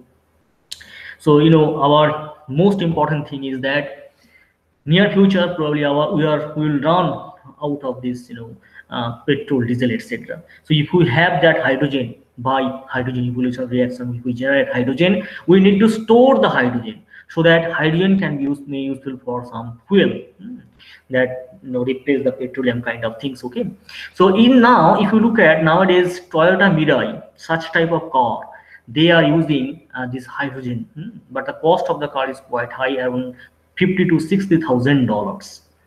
So the question is, if it is true, very good, it is very true, fine. But if we have $50,000 of the car and we spend a lot of money to store hydrogen, then why people will purchase such kind of hydrogen storage car? They will purchase. But we have to think about that, how to reduce the cost of the car. So that we have to focus how to save hydrogen inside this kind of tank or somewhere in the fuel tank, so that the cost will be minimal. That's why we have started the covalent organic framework, which is one of the novel material, which would be porous organic one side, and another side would be electronic material, another side would be covalent organic framework, will be storage for the hydrogen. And to study the hydrogen storage analysis, we have to calculate the binding enthalpy in terms of this energy, which is free enthalpy.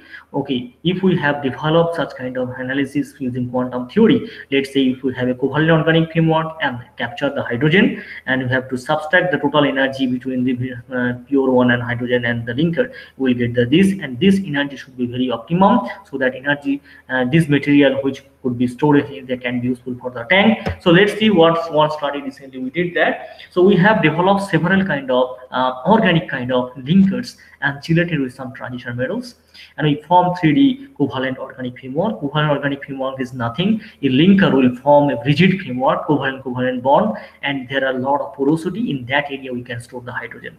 Actually, what happened in our quantum theory recently, last year we published, we actually studied almost 250 complexes like this. Okay, what we did, we have chosen several kind of linker organic as well as some transition metals related.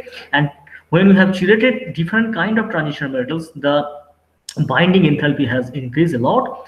And then what we have found, out of 240 complexes, we found only 11 complexes, and is the best which is causing the Department of Energy target to store the hydrogen molecule which is generated by hydrogen evolution reaction. So here actually, if you look at some container, I started some simulations, and these are this simulation box where is the actually snapshot here. Is the porous region of the covalent organic framework. These are the rigid framework here, and this white region represent the hydrogen molecule. We stored the hydrogen molecule in such a way, and we started such analysis.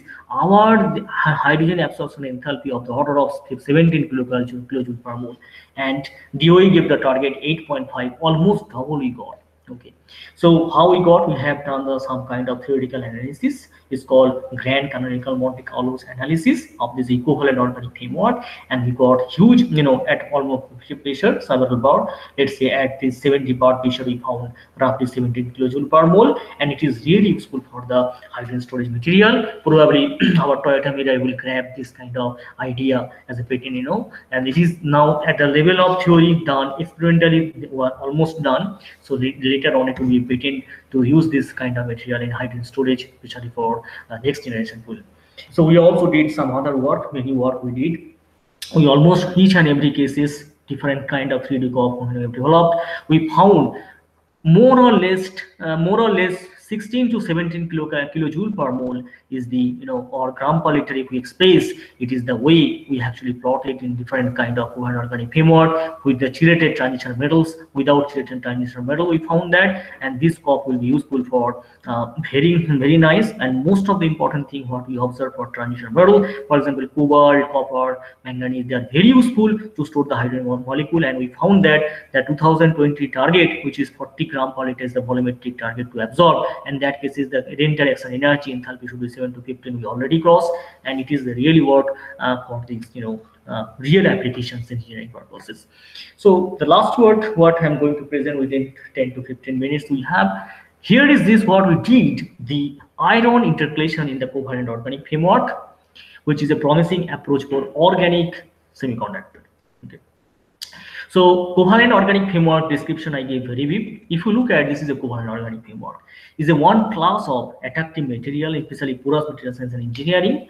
In that case, you will see there are some organic linker like this organic linker. It forms in such a way it has some rigid structures that can integrate organic units to atomic precision into periodic structure like that with periodic structure. Here was the cavity. Using that cavity, I stored the hydrogen molecule. It is very fine. These are the cavity. It's very simple structure. Good. And they are the very interesting material for nowadays and developing also other side organic materials, porous organic material for functional application, for example molecular materials. Okay. So let's see, this is the covalent organic framework what we learned from our research level. Even I also started this to learn covalent organic framework at the research level.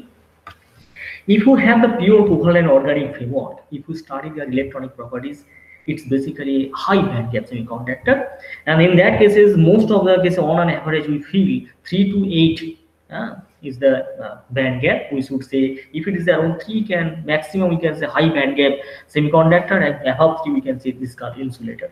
So in generally when we have the covalent organic kind of framework structure, means when the atoms molecules in the covalent organic framework mostly will see the light elements, for example carbon, hydrogen, nitrogen, oxygen, boron, they actually form covalent bond, very light elements and form rigid structure. So in that case is what happened, the electron has been shared and create a strong bond, so there is no free electron. Most of the cases that's why we observe insulating properties. So what we did here, I have actually designed one of the covalent organic framework, and recently this year last month we published one of the organic covalent porous covalent organic framework which have potential application for these electronic purposes. So here if you look at here, I have used tridazine and boraxine ring. These are the boraxine, tridazine and benzene ring. It form a 3D structures, and we have chosen one of this high symmetric area. In that cases, they look like a hexagonal structure. It has a symmetry like P minus 6 M2 symmetry. And when we are not adding anything, this structure we gave name SCOP, covalent organic framework Fe0. So we would like to intercalate the iron slowly. So keeping the same symmetry P6M2, what I started first, I tried to intercalate in this region, in boraxine region, this iron. Okay. So what I did, I actually intercalated only one iron per unit cell. If you look at this unit cell, whatever hexagonal structure I have designed, only one iron atom actually intercalated per unit cell. And intercalation is between two layers at the center or between two layers of this covalent organic framework. That's why I gave name COP-Fe. Now the question is, if we intercalate boraxine, what is the reason why we are not intercalating in this region? Tridazine. So if we say COP-Fe1A, it is also possible to intercalate in that region. So that's why the name COP-Fe1B like that. So again, keeping the original symmetry of the COP. Now we will ask why not here? If we intercalate here, because of the symmetry, it will be 1, 2, 3. That's why that will be COP-Fe3. So COP-Fe1C is not possible because of the symmetry. So we have now designed like that way COP-Fe0, COP-Fe1, 1B, now Fe2. One is this side, one is this side. Like that way, I have intercalated several COP, and the first one experimentally has been synthesized, and these three are still in the laboratory to synthesize. And this one already we have done. So this is the unit cell. When we actually studied this, dispersion correction density functions theory, We use this B3 one of the method to study the optimizations, which is called ordinary simple COP FE0. Then in that cases, we observe the high symmetry area is gamma KMH gamma. In that cases, we observe that indirect band gap around 2.8 electron volt. And the total density of state shows that there is this really large gap, and it shows that I should say like insulating kind of behavior, because there is no free electrons around this region to overcome this thing. So, and this is the band structure actually represent for that. What we did, so when we have intercalated not only one, when we have intercalated 1, 2, 3, 4, 5, the band gap is continuously has decreased. But when we have intercalated 5 ions, what happened? If we look at this thing is coming to near to the Fermi level, and it has a direct band gap semiconductor, and it's coming to 1.8 electron volt. So actually, if we look at this study recently, this type of material shows a very good also thermoelectric behavior. That's why I changed the name to some cases issue type of materials we have done when we have kept atoms, and in that region we observed that some cases this band structure has been distorted. We also estimated the Seebeck coefficient calculation for thermoelectric purposes. We also found that other COPs material is very good, must be their semiconductor, and semiconducting character should be prominent, and we also estimated the Seebeck coefficient as well as thermoelectric Bharat parameters. We found for this kind of material is very good for thermoelectric behavior. That's why we say sometimes it can also show the enhanced effect, because at the Fermi level it is distorted in a large peak, which will be useful for the thermoelectric behavior, thermoelectric material in science, material science and engineering. So basically one thing we learned, this COP FE5 is a direct band semiconductor. It was now insulator. After intercalating iron became it's the direct band gap semiconductor, and maybe it would be useful for porous thermoelectric material for modern science and technology. So the conclusion is that today I described about this little bit how to use the density functions theory with the possible applications, and one of these thing application I showed today, today graphene structures, how the graphene structure and intercalation structure, how we are controlling the electronic band gap, Dirac band gap structure, and Dirac material, also 2D material, which will be useful for nanoelectronics devices purposes. And also I'll describe these, reduced graphene oxide, heterostructure of reduced graphene oxide and molybdenum and tungsten. They are complete, that hybrid MOS2 and WS2 structures. And we studied their electronic properties, electronic application, as well as electrocatalytic application for hydrogen evolution reaction. And our theoretical results are well harmonized with the experimental analysis. And we found that this hybrid WX MO1 minus XX2, this hybrid material with reduced graphene oxide, is the best catalyst for hydrogen evolution reaction compared to the pure one. And experimentally we have proved that. And we actually computationally also studied some kind of analysis of the properties of boraxine linked and tyrosine linked covalent organic framework with the iron also there.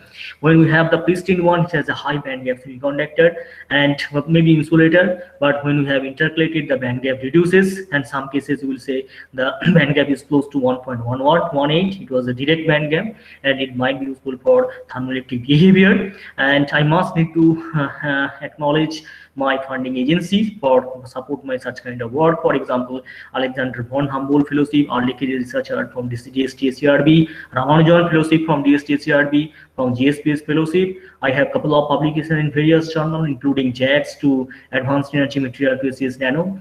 Couple of papers are now under review, and couple of papers are submitted just and under preparations.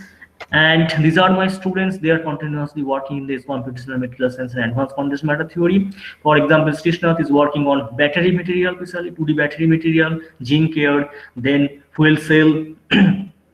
And Mayank is also working with other experimental collaborators. He is working some other like CO2 capture in covalent organic framework. Nilima is working last 2 years with me as hydrogen storage in covalent organic framework, as well as he recently published covalent organic framework is the organic materials that work in present today. One of the nice works he did using this covalent organic framework, how to tune their electronic properties, especially band structure and density of states. Now, because he's working on 2D material for hydrogen evolution reactions, and his Akash is there. Akash is working for mostly the alkali and covalent battery. And these are the master student. They are working on different area, perovskite, hydrogen evolutions, 2D material, physics, platinum diselenides.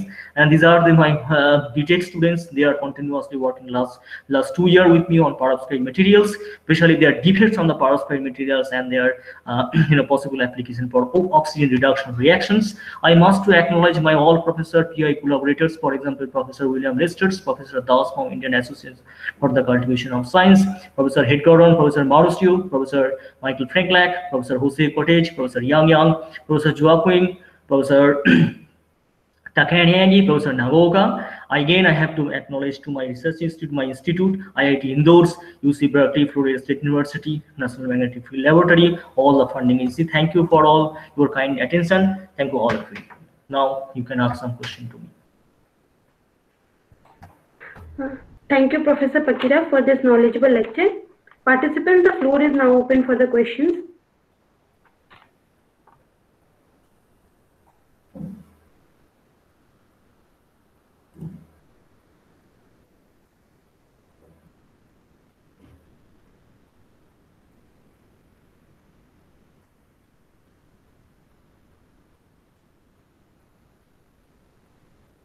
If you don't feel to ask me question, you may write to here. I think chat is disabled somehow. I cannot write it here.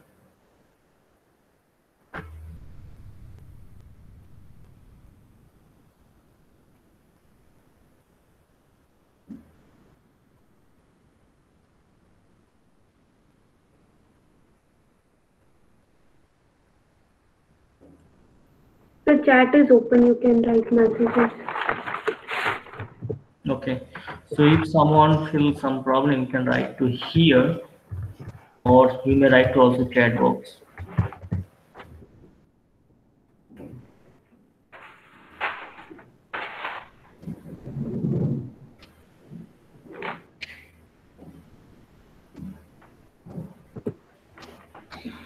If no further inquiries are present, then let's just thank our speaker. Thank you, Professor Pakira, for this wonderful talk. Okay, you are welcome. Participants are requested to stay connected. We will start the next session shortly. So can I leave now? Yes, sir, you can leave. Okay.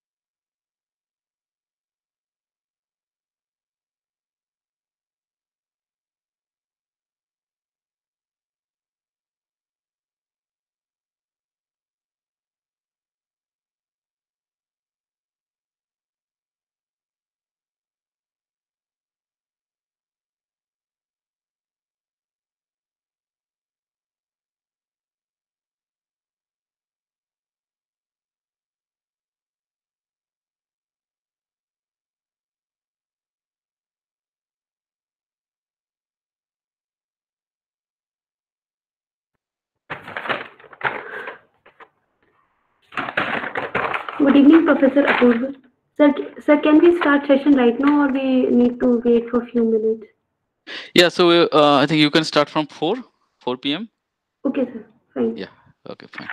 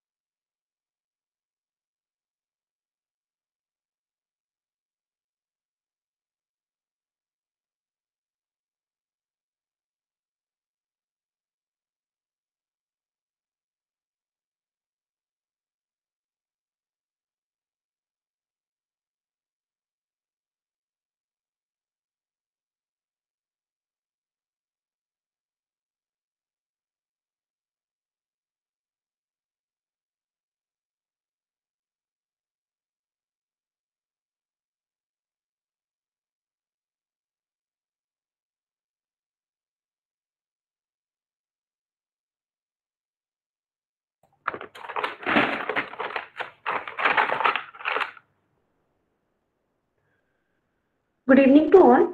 Our next lecture is on the topic of biomimetic organic nanostructure for biomedical application, and is presented by Professor Apurv Kedas. Before going through the lecture, I would like to give a short intro to Professor Apurv Kedas. He is an associate professor in the Department of Chemistry and Center for Advanced Electronics at IIT Indore. He obtained his PhD degree in chemistry from Indian Association for the Cultivation of Science, Jadavpur, Kolkata. He moved to University of Manchester for his postdoctoral work. After completing postdoctoral work at the Department of Pure and Applied Chemistry, University of Strathclyde, Glasgow, he has been admitted as a Fellow of the Royal Society of Chemistry, UK. His research interest includes biomaterials, peptide and nucleobase-based nanostructure materials, system chemistry, supramolecular electronics, organic inorganic hybrid materials. I would like to invite Professor Apurv Kedas to proceed with the lecture.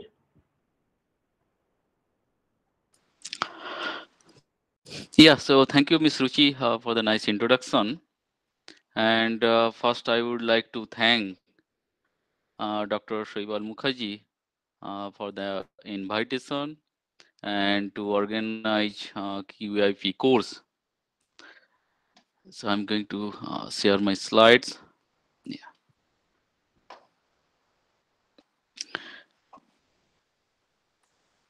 So am I audible? Yes, sir, you are audible. Yeah, my slides are also visible, no? Yeah. Yes, sir, slides are visible to me. Okay, thank you very much. So today I will talk on biomimetic organic nanostructures and how that could be used for different biomedical applications. So considering biomimetic organic nanostructure, so we work on peptide. So this is like kind of biomolecules. So in proteins and enzymes, like amino acids are present. So considering if you consider like condensation reaction of more than one amino acid, so it forms peptides. So these are all like biomolecules, and these are also organic molecules. And how that kind of nanostructures could be formed from these organic molecules, and how that could be engineered, and you will get different kind of nanostructures, and how that could be used for different biomedical purposes, so that I will talk. And nuclear-based functionalized organic nanostructures, also how that could be engineered. Okay, these are also biomolecules. So if you consider like DNA and RNA, so you will find like nucleobases, and then once it is attached with sugar units, so it's formed like nucleosides. When it's attached with phosphate, then it's called like nucleotide, and then all nucleotides, so they can form nucleic acid, and in that way, like DNA or RNA molecules are constructed. So first I will talk about the overview of research activities. So what we are doing at IIT Indore, and our group is like supramolecular chemical nanoscience group. And so then I will give you a brief introduction about molecular cell assembly. So this is the tool, and that tool is used to engineer different kind of biomolecules, not only peptide, nuclear bases, or different kind of biomolecules. So how like that tool is used to build or to engineer different kind of nanostructures. And then I will talk about the engineering of peptides, and how that could be used for biomedical applications, and nucleosides also, how that could be engineered. So in here, engineered means like in general, non-covalent interactions are involved to make molecular cell assembly. So here, not only like non-covalent interactions along with like covalent interactions, so that we exploit it and to engineer that biomolecules and that cell assemble nanostructures, how that could be used for drug delivery and 3D bioprinting purposes. Then I will conclude my talk. So this is the overview that we are doing at Indo. So in here, so you see, so this is kind of gel. Okay, so there are like two types of gel. One is called hydrogel, another is called organogel. So in here, so we use like biomolecules, or you can say organic molecules. And whenever that organic molecules enter a large volume of water, then it forms self-supporting gel. So whenever it enters water, then it calls hydrogel. Whenever it enters organic solvent, that it calls organogel. So in here, water content is like more than 99% weight by volume, and an organic component is like less than 1% weight by volume. So considering like large amount of water, and it gives like kind of tissue like behavior, and considering like their cytotoxicity, considering their antimicrobial activity, considering their biocompatibility, so then that materials could be used for different purposes. One is like that kind of drug entrapment and drug release. So whenever it gives like different kind of nanostructures, because in here nanostructures are responsible for the formation of hydrogel, and that nanostructures can entrap like different kind of drug molecules, and that drug molecules could be released. And in here you can consider, you can tune the drug release behavior from that nanostructure, and considering their biocompatibility, and that kind of materials, or you can say hydrogels, could be used for wound healing purposes. So in here, like different kind of stimuli, so that could be used to disrupt the nanostructures. Once you disrupt the nanostructure, and then the drug molecules will release out of the that kind of hydrogel scaffolds. Another is like antimicrobial activity. So if like their hydrogels or that organic molecules are biocompatible in nature, and it shows antimicrobial activity. So you can consider like gram-positive bacteria, gram-negative bacteria, and so that we used in this case, and only like bacteria that we have used. And so that if that hydrogel is injectable in nature, so then that hydrogel could be applied in local infected area, and considering their biocompatibility as well as their kind of anti-inflammatory activity, so that molecules could be used for like anti-inflammatory agents. Another is like 3D bioprinting. So as like water content is more than 99%, so then so that kind of hydrogel scaffold, or you can say that nanostructure, so that will behave like 3D tissue type of matrices. And once they are injectable in nature, and you can print and you can make like different kind of shapes, so in that way, so that kind of that is called like bioprinting. So in here, what you can do, you can mix with cells. So another application of that material is like so for kind of organ transportation, so you need a medium. So that medium can offer you kind of tissue like behavior. So in that case also, that kind of hydrogels could be used. Another is like so different kind of organ model, so that could be replaced, but it needs a lot of work. And considering that also, so that bioprinted structures also, so that can give in kind of different level of work. So another is like that organic molecule, so that we also use in like different purposes. So in here, that organic molecules, so using like potentiostatic electrochemical deposition or galvanostatic electrochemical deposition in presence of metal ions. So what we do, we just electro deposit that organic inorganic nanohybrid material, and that we use for energy storage purposes, that we use for energy conversion purposes or water splitting, as well as like in collaboration with Dr. Sohibal Mukherjee also, we are also working on organic resistive memory device, as well as like gas.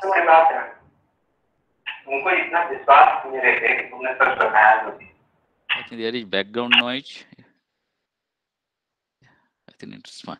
Yeah. So another is like that gas sensor device also. So that we have fabricated. So here also we have studied for different gases like carbon monoxide, carbon dioxide, nitrogen, and other gases. So that gas sensor devices. So we have developed, and considering their organic nanostructure also, so that we use for organic resistive memory devices. But today mostly I will talk about like that biomedical application part.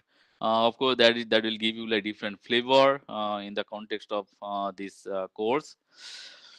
So as we talk about like kind of nano structure, so this is all about like matter of scale. Okay, so in here, whenever we use like organic molecules, okay, so that atoms are involved to in that way you can make like molecules. So in here, if you see, okay, so there is like oxygen and hydrogen, that atom that can out of that, so that water molecule is formed. So if you see the dimension of like oxygen to hydrogen distance, so this is nearly 1 angstrom, and means like 0.1 nanometer. So like from atoms, so molecules can be synthesized as well as biomolecules. So here you can consider maybe peptides or nucleic acid or maybe sugar or maybe lipid. So then the dimension is in like nanometer scale. And if you consider like biomacromolecules or like oligosaccharide or maybe proteins or maybe enzymes or DNA, so their size is like in between nanometer and micron scale. So from like different biomacromolecules, so yeah. So am I audible? Yes. Yeah. Yes, sir. Yes, sir. Okay. Okay. Yeah. where that background noise is coming. Okay, and then out of that biomacromolecule, so that cells could be formed, and then if you consider their scale or maybe their size, so that is in micrometer scale, and then tissue and organism. So this is like emerging of light. So like whenever we talk about our height, so then of course it is like in meter scale. So this is like kind of emerging of life. So in that way, this is all about like the scale. So basically we are working on like nanometer scale like biomolecules, so how that could be used to make like different kind of nanostructures. So then that tool that we use, so that is molecular cell assembly. And molecular means like molecule, cell assemble means like they can cell assemble. And in here like different non-covalent interactions are involved, like hydrogen bonding interaction, pi stacking interaction, or maybe ionic interaction, they are responsible, and in that way, so that kind of cell assemble structure is formed. So if you consider, so this is like one architecture. So if you go to Sanchi Stupa, then yeah, so that architecture we may remember, but outside of that main architecture, so there are like different kind of architecture. So that this is like one architecture. This is next to that Sanchi Stupa. So in here you see, so there are like number of bricks. So they are arranged one by one. Okay, so considering that, so that different kind of geometry that you can make. So whenever like one house is built, so there you will see that, okay, so like the bricks are arranged in a particular orientation, and then so there is kind of different kind of adhesive. So there you can consider maybe cement that you can mix with sands, water, so that will use as a adhesive. In that way you can make a bigger house. So in that way also, that single brick you can consider this is your single molecule. And like non-covalent interaction, so in here just dotted line, okay, this is like hydrogen bonding. So that is the response. So that you can consider like adhesive, which can hold one molecule with another molecule. In that way, like different kind of bigger architecture is formed. So in here we know like guanine that can be hydrogen bonded with cytosine, or adenine that can be hydrogen bonded with thymine. So in that way, DNA double helical structure is formed. So in between there is hydrogen bonding. So here we can consider the different geometry, dynamics, and different kind of combinatories. So these are all important parameters. So that once we consider like different kind of parameter, in that way, so different kind of bigger architectures are formed. So here you can consider different organic molecules, maybe like proteins and DNA. So that could be considered. And so that simplest building block is like amino acids. So in here just one amine group is attached, another acid group is attached. That's why it is called amino acid. And side chain, so there are like different kind of functional groups are there. So one amine and one acid. So once that is coupled, so then the water molecule will go out, and then that kind of bond is formed. Okay, so that amide bond is formed. So in that way, like bigger peptide or protein molecules are formed. And in case of also DNA, so there are like different kind of nucleobases, and so that is attached with sugar and phospholinkage, so that can give you like different kind of architecture. So what is our goal? Our goal is like to understand the cell assembly process, and considering the cell assembly process, so we can design different kind of cell assembling system. So in here, so one key problem is like to address different kind of problem in nanotechnology, and then to develop different biomaterials, and that biomaterial that could be used for different purposes or different biomedical applications. So in here, that peptide molecules, so using hydrogen bonding, it forms C type of structure. In here, that helix and then two helix. So that is like coil structure. This is DNA based one cage type of structure. So their inner side, so there is kind of hollow. So who is where like that could uh, entrap that protein molecules, and this kind of molecules is considered as kind of molecular machine. Okay, so considering like different kind of the geometry, dynamics, as well as combinatory, so then you can make different kind of architecture. Then if we talk about like nature's building blocks, okay, so like there are 20 naturally occurring amino acids. So then, so once you kind of couple with one amino acid with another amino acids, then you can make 20 to the power n combinations of peptides. So if you want to make dipeptide, means like one amino acid attached with another amino acid, then you can synthesize 20 to the power 2. It means like 400 amino acids you can make. If you want to synthesize like pentapeptides, then you can make 32 lakhs of pentapeptides. Okay, so in that way, like there is different kind of combinations. So then you can consider or you can design your kind of molecules. And considering their synthesis, okay, they are easy to synthesize because 1984, Mary Field won Nobel Prize based on the synthesis of peptides and for their development in solid state peptide synthesis. And their design rules are emerging because at molecular level, so you can design, you can make different kind of architectures, and it shows expression language in biology for different purposes. It's not about like self-assembly. We can also consider co-assembly. So what is co-assembly? Co-assembly is like not the same molecule. So one molecule with like different molecule. Once they are assembled, so that kind of process that you can say that is your molecular co-assembly. So we have written one book on like molecular co-assembly, and that is also available in Amazon. Okay, so that molecular self-assembly and co-assembly. Okay, so these are effective tools. So in that way, you can make different kind of functional materials. And once you make like different kind of functional materials, so that could be used for different application. That could be used in cell culture, drug delivery, tissue engineering, 3D bioprinting. Not only that, so in like material science or in electronic also, so that could be used. So there are like different kind of stimuli, so that also plays important role. And so if you change maybe temperature or pH or maybe light, considering their function group, considering their kind of structure, the structure could be changed, and you can tune the structure, properties, and everything. Not only that, so you can consider like different kind of chemical reaction also, even like metal and salt. So in the presence of like different kind of stimuli, so you can tune their structure, and then you can also tune their functions. So there are like different kind of physical stimuli as well as like chemical reaction. So once we consider about chemical reactions, we know so either that can make the bond, or in that way you can form the bond, or you can break the bond. So once you just make that molecules, but that is not activated, if you consider like another molecule, if you consider chemical reaction considering their bond formation, so then that's what you have to design or you have to engineer.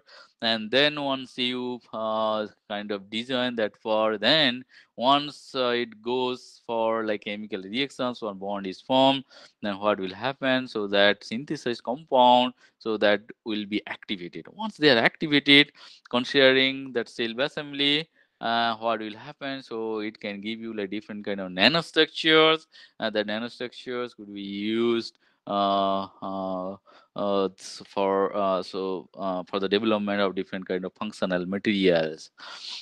Another chemical reaction is like bond breaking. So once you consider kind of breaking of a bond, so once you have unactivated molecule, so then what will happen? So once you break the bond, and then so that unactivated part, once it goes out, then one part will be activated. They can undergo self assembly, and different nanostructure will be formed. In that way, also you can make the functional material.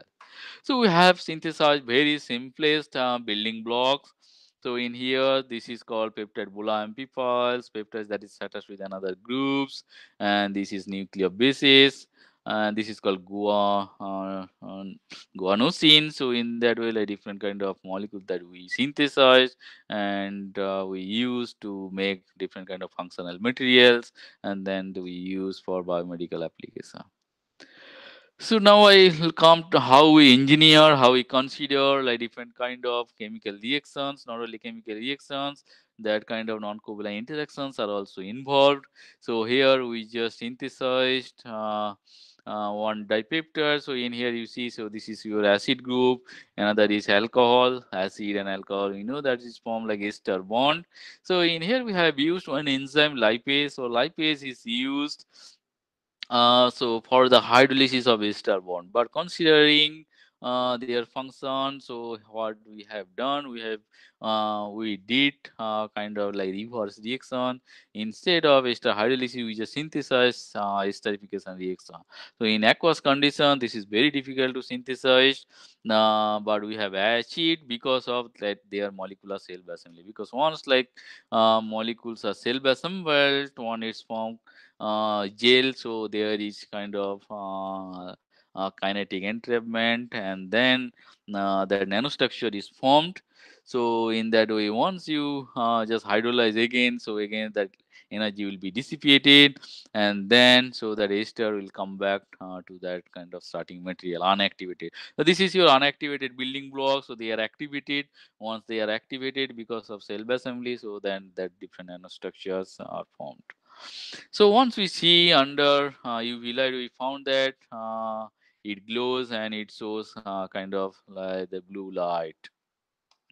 So we have characterized using HPLC as well as mass spectrometry, because whether compound is synthesized or product is synthesized, so that we need to know. And this is that hydrogel, how it looks like under normal light, and under UV light it gives like blue in color. And we have image to study their morphology. So in here, this is atomic force microscopy. So here you see, so it forms like very nice fibular architecture, and that nanofibular structures are responsible for the formation of hydrogel because it enters large volume of water. And this is confocal microscopy image. So in here, so it shows kind of blue in color, but in here you see this form like fibular structure. And in here, this is product conversion. This is starting material. Okay, so you can consider 100% once product is formed at different time. So this is the time. So then after 700 hours, you see conversion is nearly 90%. And this is emission spectra of that solution once it hydrogel is formed. So that is red shifted here. So in here, that kind of molecular cell assembly, as well as considering their kind of aromatic groups. So they are stacked because of pi stacking interactions, as well as hydrogen bonding interaction. It forms kind of hydrogel. So that's why that peak is shifted. Yeah. This is like another system. So in here there are like two acid groups. Okay, so just see, this is unactivated building block. So this is your parahydroxy benzyl alcohol. Okay, so in here you can say this is your alcohol part. So that is used as a fuel, and enzyme is used, and so that enzyme helps for the consumption of that fuel. Then what happens, so in here there are like two acid groups, so then one part that will be ester, or maybe another part that will be ester. So we found that okay, initially like that monoester was formed, and later on the diester was formed. And considering their molecular cell assembly, it forms very nice fibular structures. Once we hydrolyze, then we found that okay, the energy is dissipated, and considering that nanofibular structure again turn back to unactivated building block. So here you will see this is starting material. Okay, so that goes down at different days, considering their enzymatic reactions. And here this monoester is formed, and then one diester is formed, but that formation is very slow. But one is starts to form, then monoester again turns back to your diester. And in here, after 19 days, the conversion is nearly 100%. This is another molecule. So in here, this is starting material, it goes down, that monoester was formed, but after 1 month, then you will see that diester is formed, and in here conversion is more than 80%. So it forms like very nice fibular architecture. So that fibular architecture that we have used for cell culture purpose. So that is like biocompatible in nature, and that we use for the proliferation of cells. So in here, this is that step strain experiments. So that hydrogel, so that gives kind of semi-solid type of material. So this part is called your storage modulus. This part called is your loss modulus, or this is called your elastic modulus. This is your viscous modulus. Once like storage modulus exceeds to your viscous modulus, you can say that it forms semi-solid type of material. So once we applied strain, 20% strain we have used, so then that storage modulus, so that goes down to loss modulus, then that turns back to your liquid type of material. Once you leave the strain to 0.1%, so for then it again turns back to your hydrogel. Okay, so in that way we have performed at different cycles, and we found that okay, so that gel is thixotropic in nature.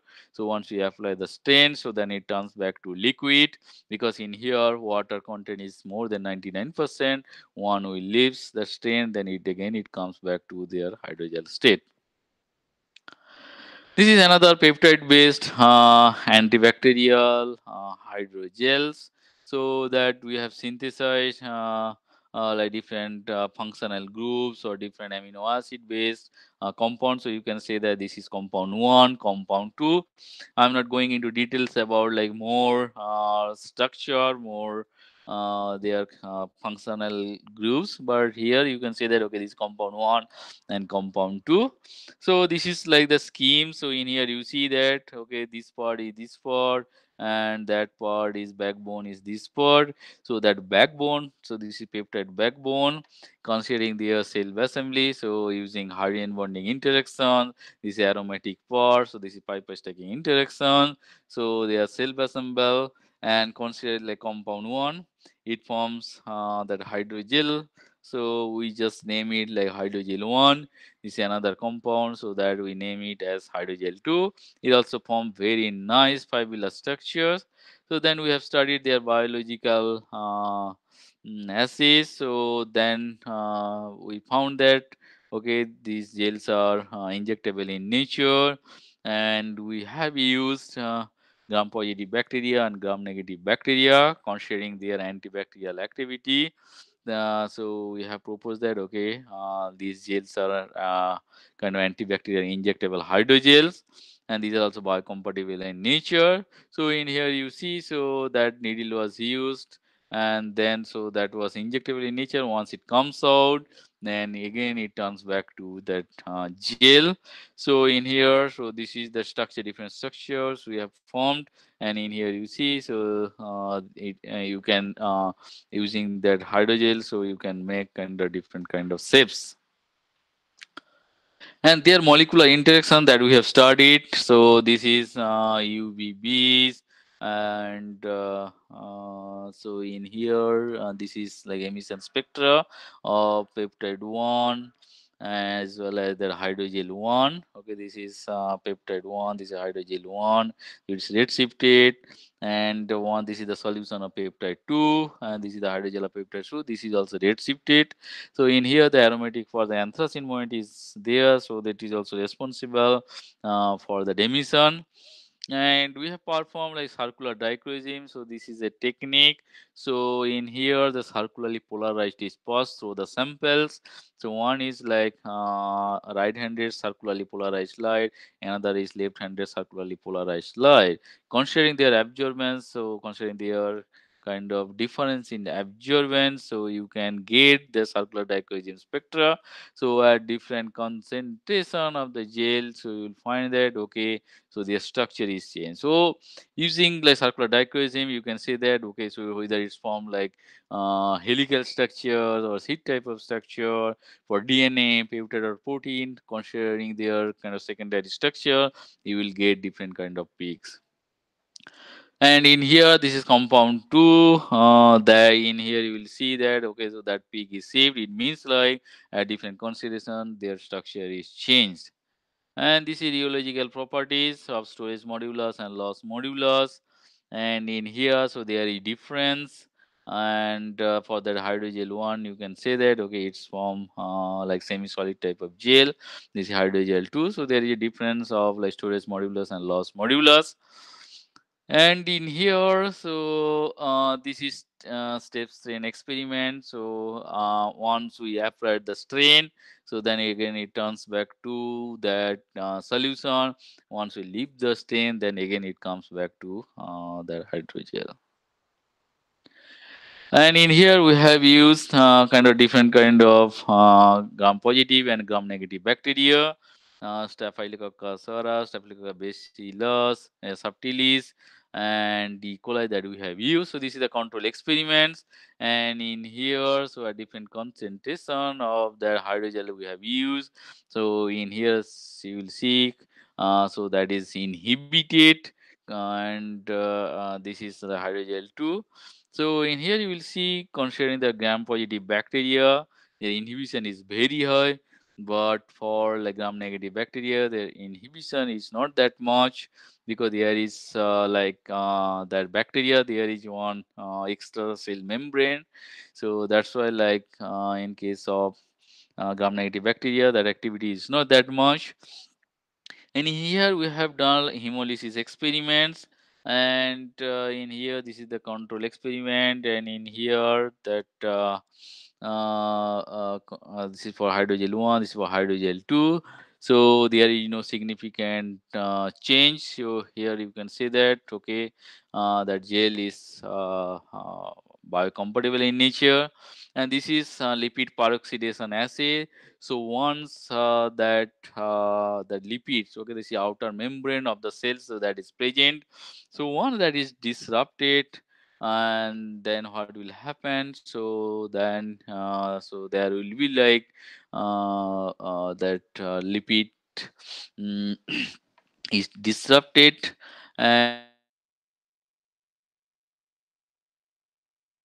and in here, so that value is very high. So that we can say that okay, this is also biocompatible in nature.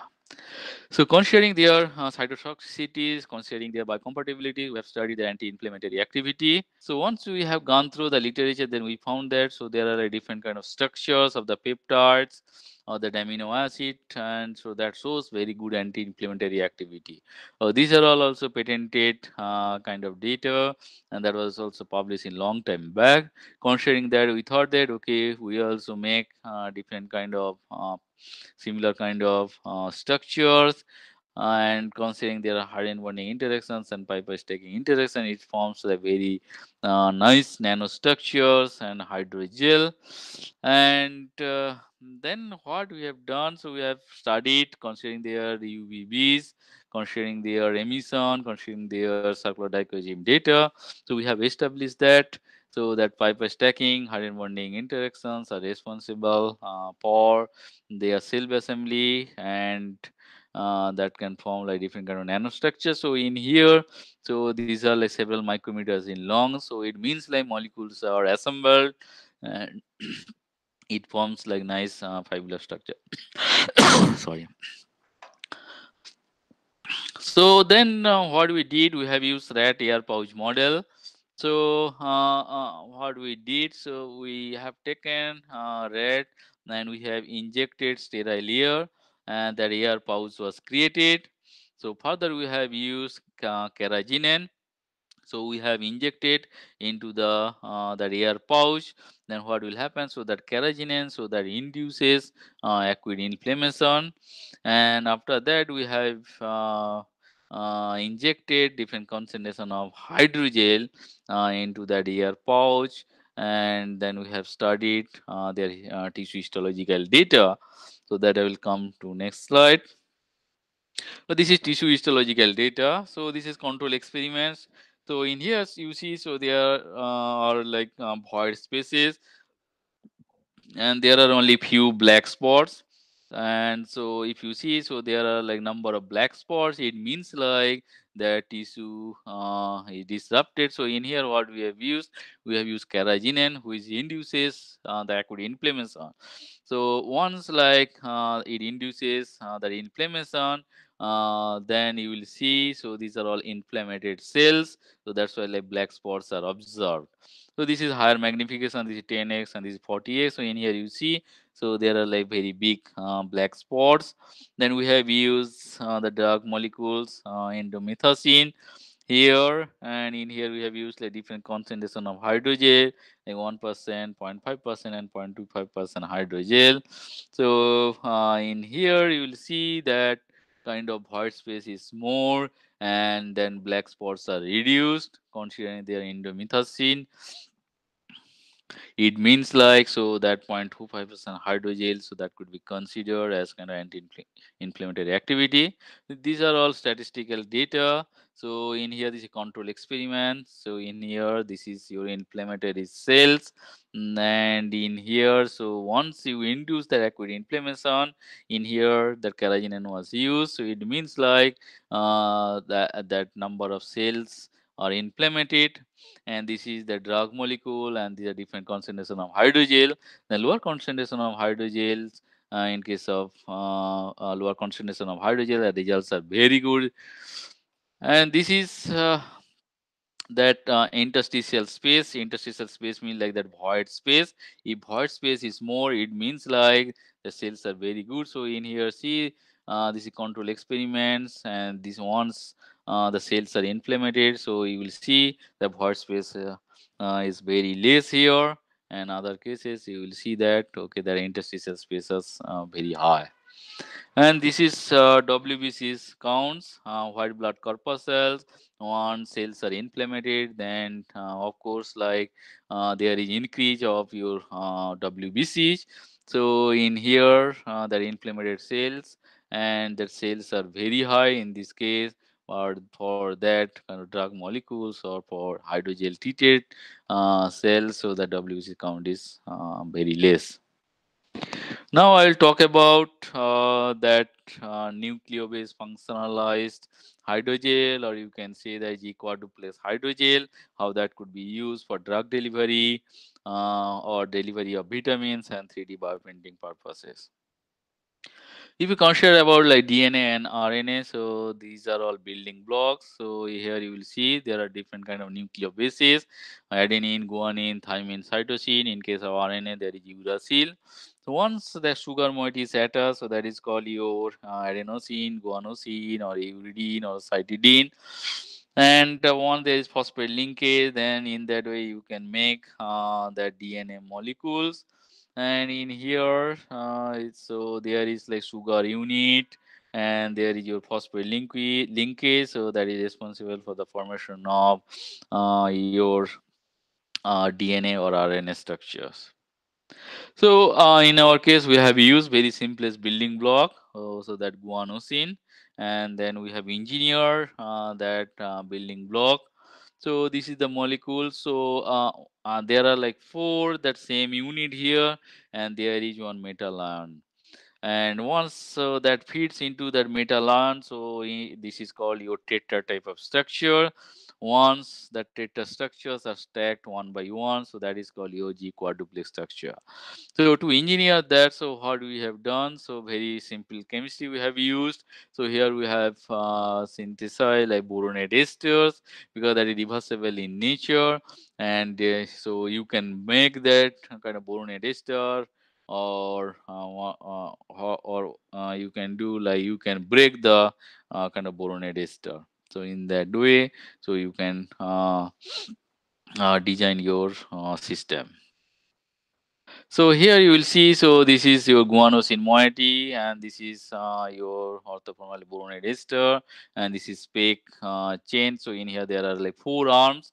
1, 2, 3, 4, and in presence of metal ions, it fits into that cavity of that 4 metal ions, and in here, so from that chemistry bonded ester, and in here, so it forms such kind of architectures. One they are stacked one by one. So that is called your G quadruplex structures. Quadruplex means fours, 1, 2, 3, 4, and so they are arranged in that way. So it's formed like self-supporting hydrogel, and it forms very nice fibular architecture. So that nanofibular structure that is responsible for the entrainment of drug molecules, and drug are incorporated into the nanofibular hydrogels and considering their responsive. So in here, if you just lower the pH, then what will happen?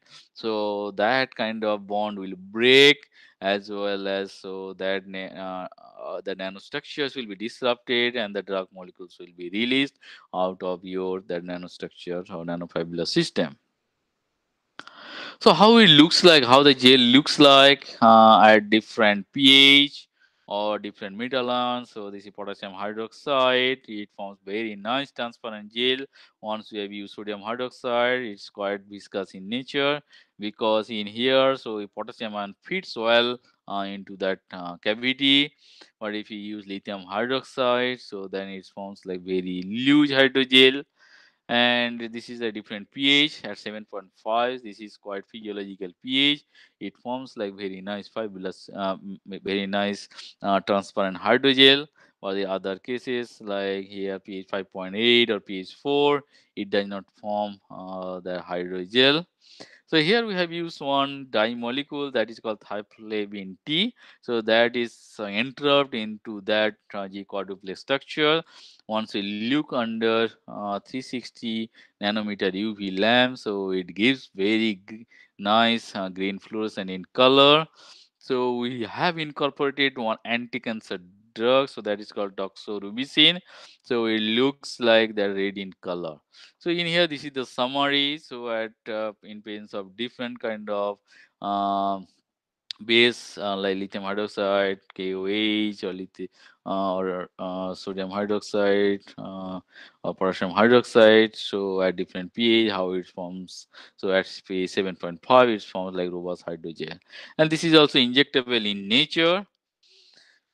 And then in here you will see that okay, this is emission spectrum of thioplavin T, but once that goes inside the stacking, so in here molecules are stacked. That dye molecules, once it goes inside, then emission intensity increases because of their Piper stacking interactions. And in here, so this is circular dichroism spectrum. If there is like negative and positive band, and so then you can say that okay, what happened. So back, so that is that kind of form like G quadruplex structure. This is transmission electron micrographs. So it shows very nice fibular structures, and this is rheological data. So here you will see that okay, so this is your G prime, this is your G double prime, and this is your drug incorporated hydrogel. So after incorporation of drug also, so it also forms hydrogel.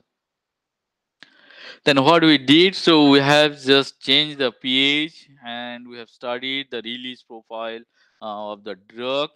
And in here you see, so at different pH, this is pH 4.8 and this is pH 7.4. So at pH 7.4, so after 30 hours, so like 20% of the drug molecule doxorubicin was released. But once we go down, lower down the pH, so pH, lower pH, 4.8. So after 30 hours, so nearly 60% of the drug molecules was released. Now another aspect is like that molecules or the hydrogel is biocompatible or not. So here what we did, we have used MCF7 cell lines and we have incubated for 48 hours and we have studied their cell viability. So this is control experiments and then at different concentrations, so that you will see after 48 hours, So their biocompatibility is very high, or cell viability is very high, is nearly 80% or more than 80%. So in that way, you can say that. Okay, so that hydrogel is safe, it's not toxic, and that could be used for the entrapment and the release of the drug molecules. This is another G quadruplex hydrogel that we have used for the delivery of vitamins.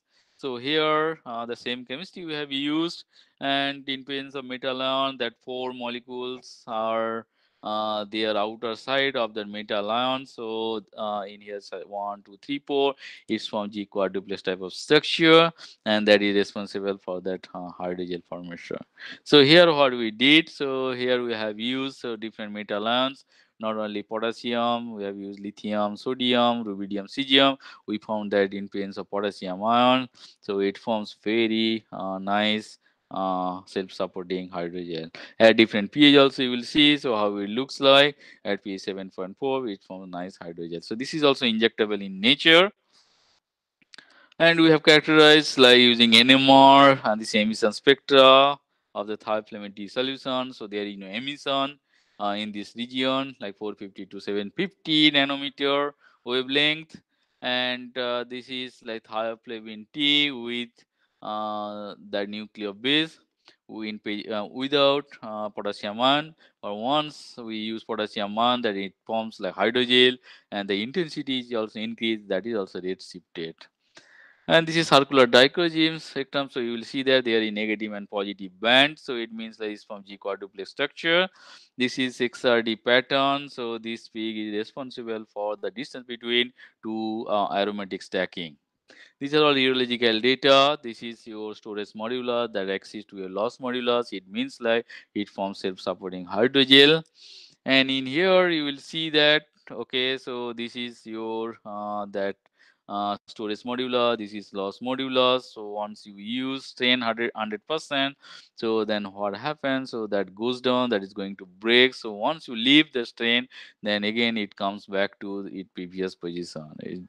So in that way you can say that, okay, this is thixotropic in nature. So then we have imaged, so under atomic force microscope, it gives very nice fibrillary structures. These are all transfer electron micrographs, so it also forms very nice nanostructure. So once we cut that hydrogen into two species, once we leave it, then again, so they are healed. So that is called self-healing property of the hydrogel. So maybe that chemistry, so that is involved in this case. So that is also responsible for that hydrogel formation. So we have used two different cell lines. One is HeLa, another is MCF7 cell lines. And in here you see their cell viability is more than 80%. So it means like both the cases, so that hydrogel is non-toxic in nature. So we have used vitamin B2 and vitamin B12, so that vitamin is released. So after 40 hours, so more than 60% of vitamin was released. Vitamin B2 was released. But in case of vitamin B12, only nearly like 30% of vitamin B12 was released after 40 hours. So maybe because of the size, vitamin B2 size is smaller than vitamin B12. So that is responsible for the release of that vitamin molecules. Another is like the G quadruplex hydrogel, so that we have used for 3D bioprinting. So in here the same chemistry we have used, and here you see, so it forms like G quadruplex structure. It also forms very nice fibrillary structure. So in here what we did, so we have incorporated cells into the gels. So once you incorporate the cells into the gel, so then you have to consider like different parameters, and that cells that should live inside the gel. And of course, so there is stress also that you need to consider. Another is like if you can print and you can make different kind of architecture, and if your sample is biocompatible in nature, so if you can print and you can make 3D structure, then you can say that this is your 3D printing or bioprinting structure. So in here there are like three systems. So we just named with like based on different chemistry. We named this like GPBA or 4GNPBA or pure GMPBA, and it looks quite different. And in this case, we found that, okay, so that is very good for like 3D bioprinting. So here at pH 7.6, three different gels, how they look like. At pH 10, how they look like in terms of different metal ions. In terms of potassium ion, it shows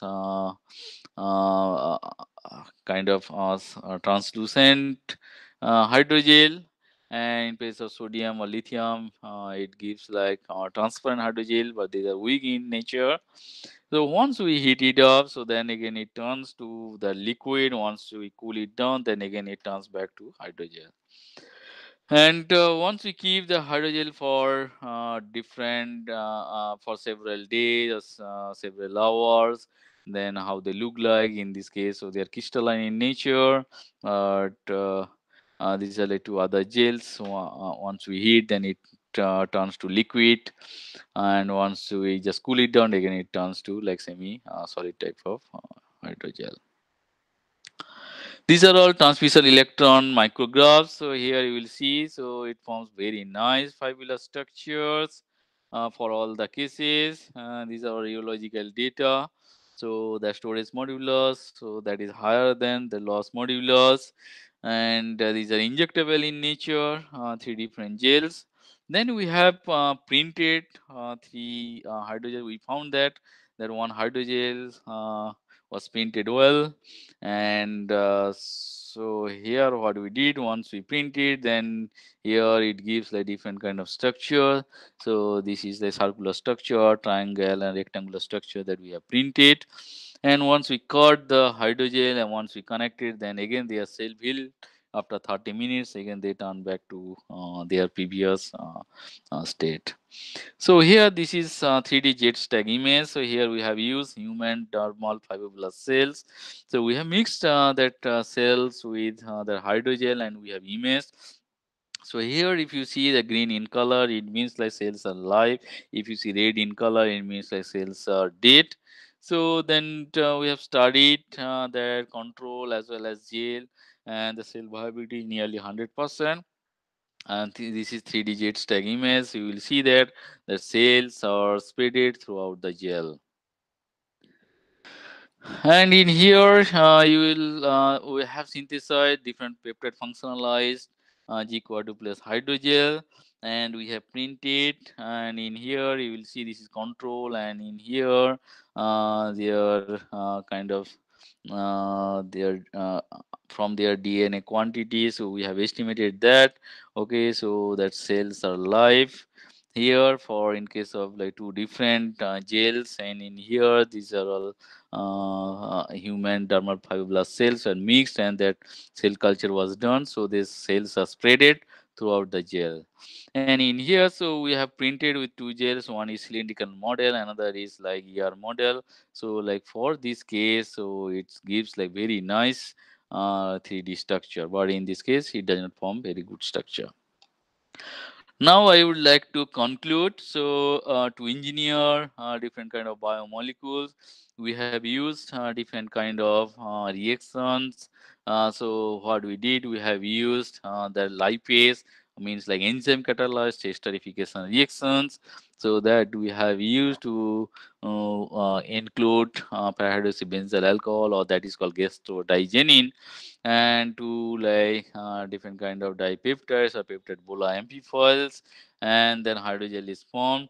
Another is like the anthracene protected dipeptide, so that we have used for antibacterial and anti-inflammatory purposes. And another is like we have used simple chemistry, that boronic ester, so that we have used for the development of G4 quadruplex hydrogel. Another is like dynamic immunoboronate ester that we have used to develop G4 quadruplex hydrogel. So the hydrogel that we have used for different purposes, so that we have used for the entrapment of drugs and the release of the drug molecules, so that hydrogel could be used for wound healing purposes. There are antibacterial hydrogels, so that could be used to apply in local impacted area. The anti-inflammatory activity, that kind of molecule that can show anti-inflammatory activity, as well as that hydrogel could be used for 3D bioprinting and 3D tissue engineering purposes. So I would like to acknowledge my research group as well as like previous students. Without them, it is not possible to perform any kind of experiment. So I am very much thankful to them and who has contributed significantly. And of course, like some of students, so they have submitted their thesis or they have defended their thesis, but their efforts are enormous.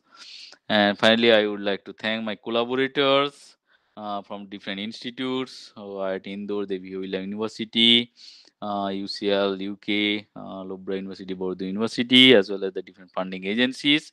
And thank you very much. So if you have any queries, so you can drop me email. Right now, also you can ask questions. And of course, you can visit my web page. So thank you very much for your kind attention. Thank you. Thank you, Professor Das, for this wonderful lecture. Participants, the floor is now open for the questions.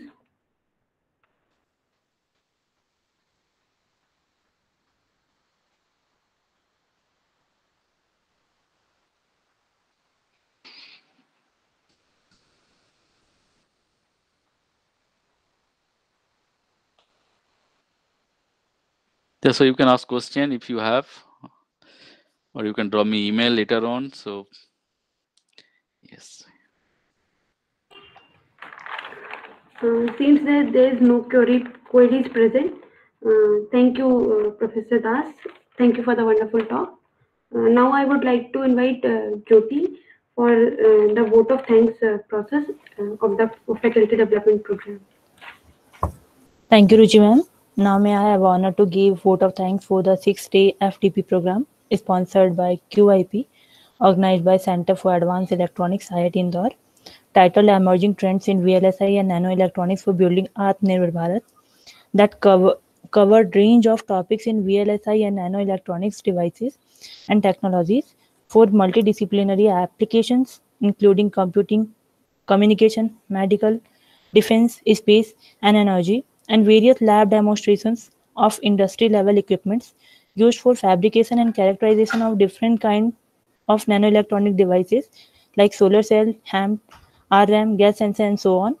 I'd like to thank all the speakers from different premier institutes of the country, including IIT Indore, for delivering series of knowledgeable, exciting, and wonderful lecture for encouraging in-depth discussion through their lecture.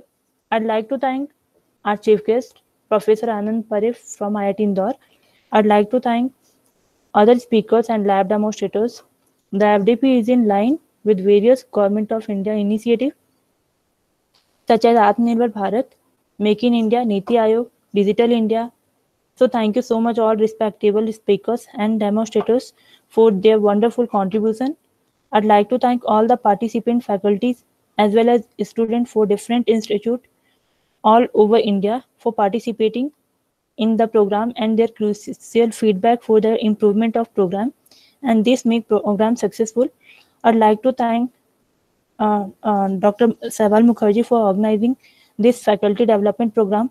I want to thank all the modulators and student committee who really work hard to make this event successful. Once again, I'd like to give my deep gratitude to all the participants and faculties for paying their attention and learning. I'd end my speech here. Thank you so much, you all. Thank you.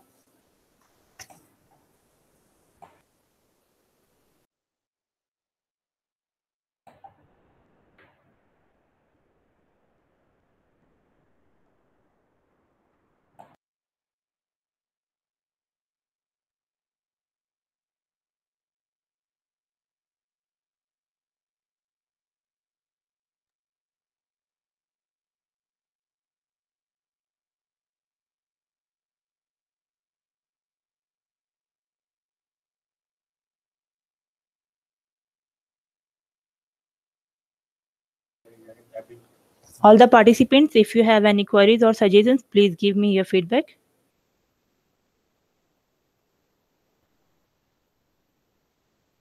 If no, then I request to all participants, please fill the feedback form of day 6 till end of the day.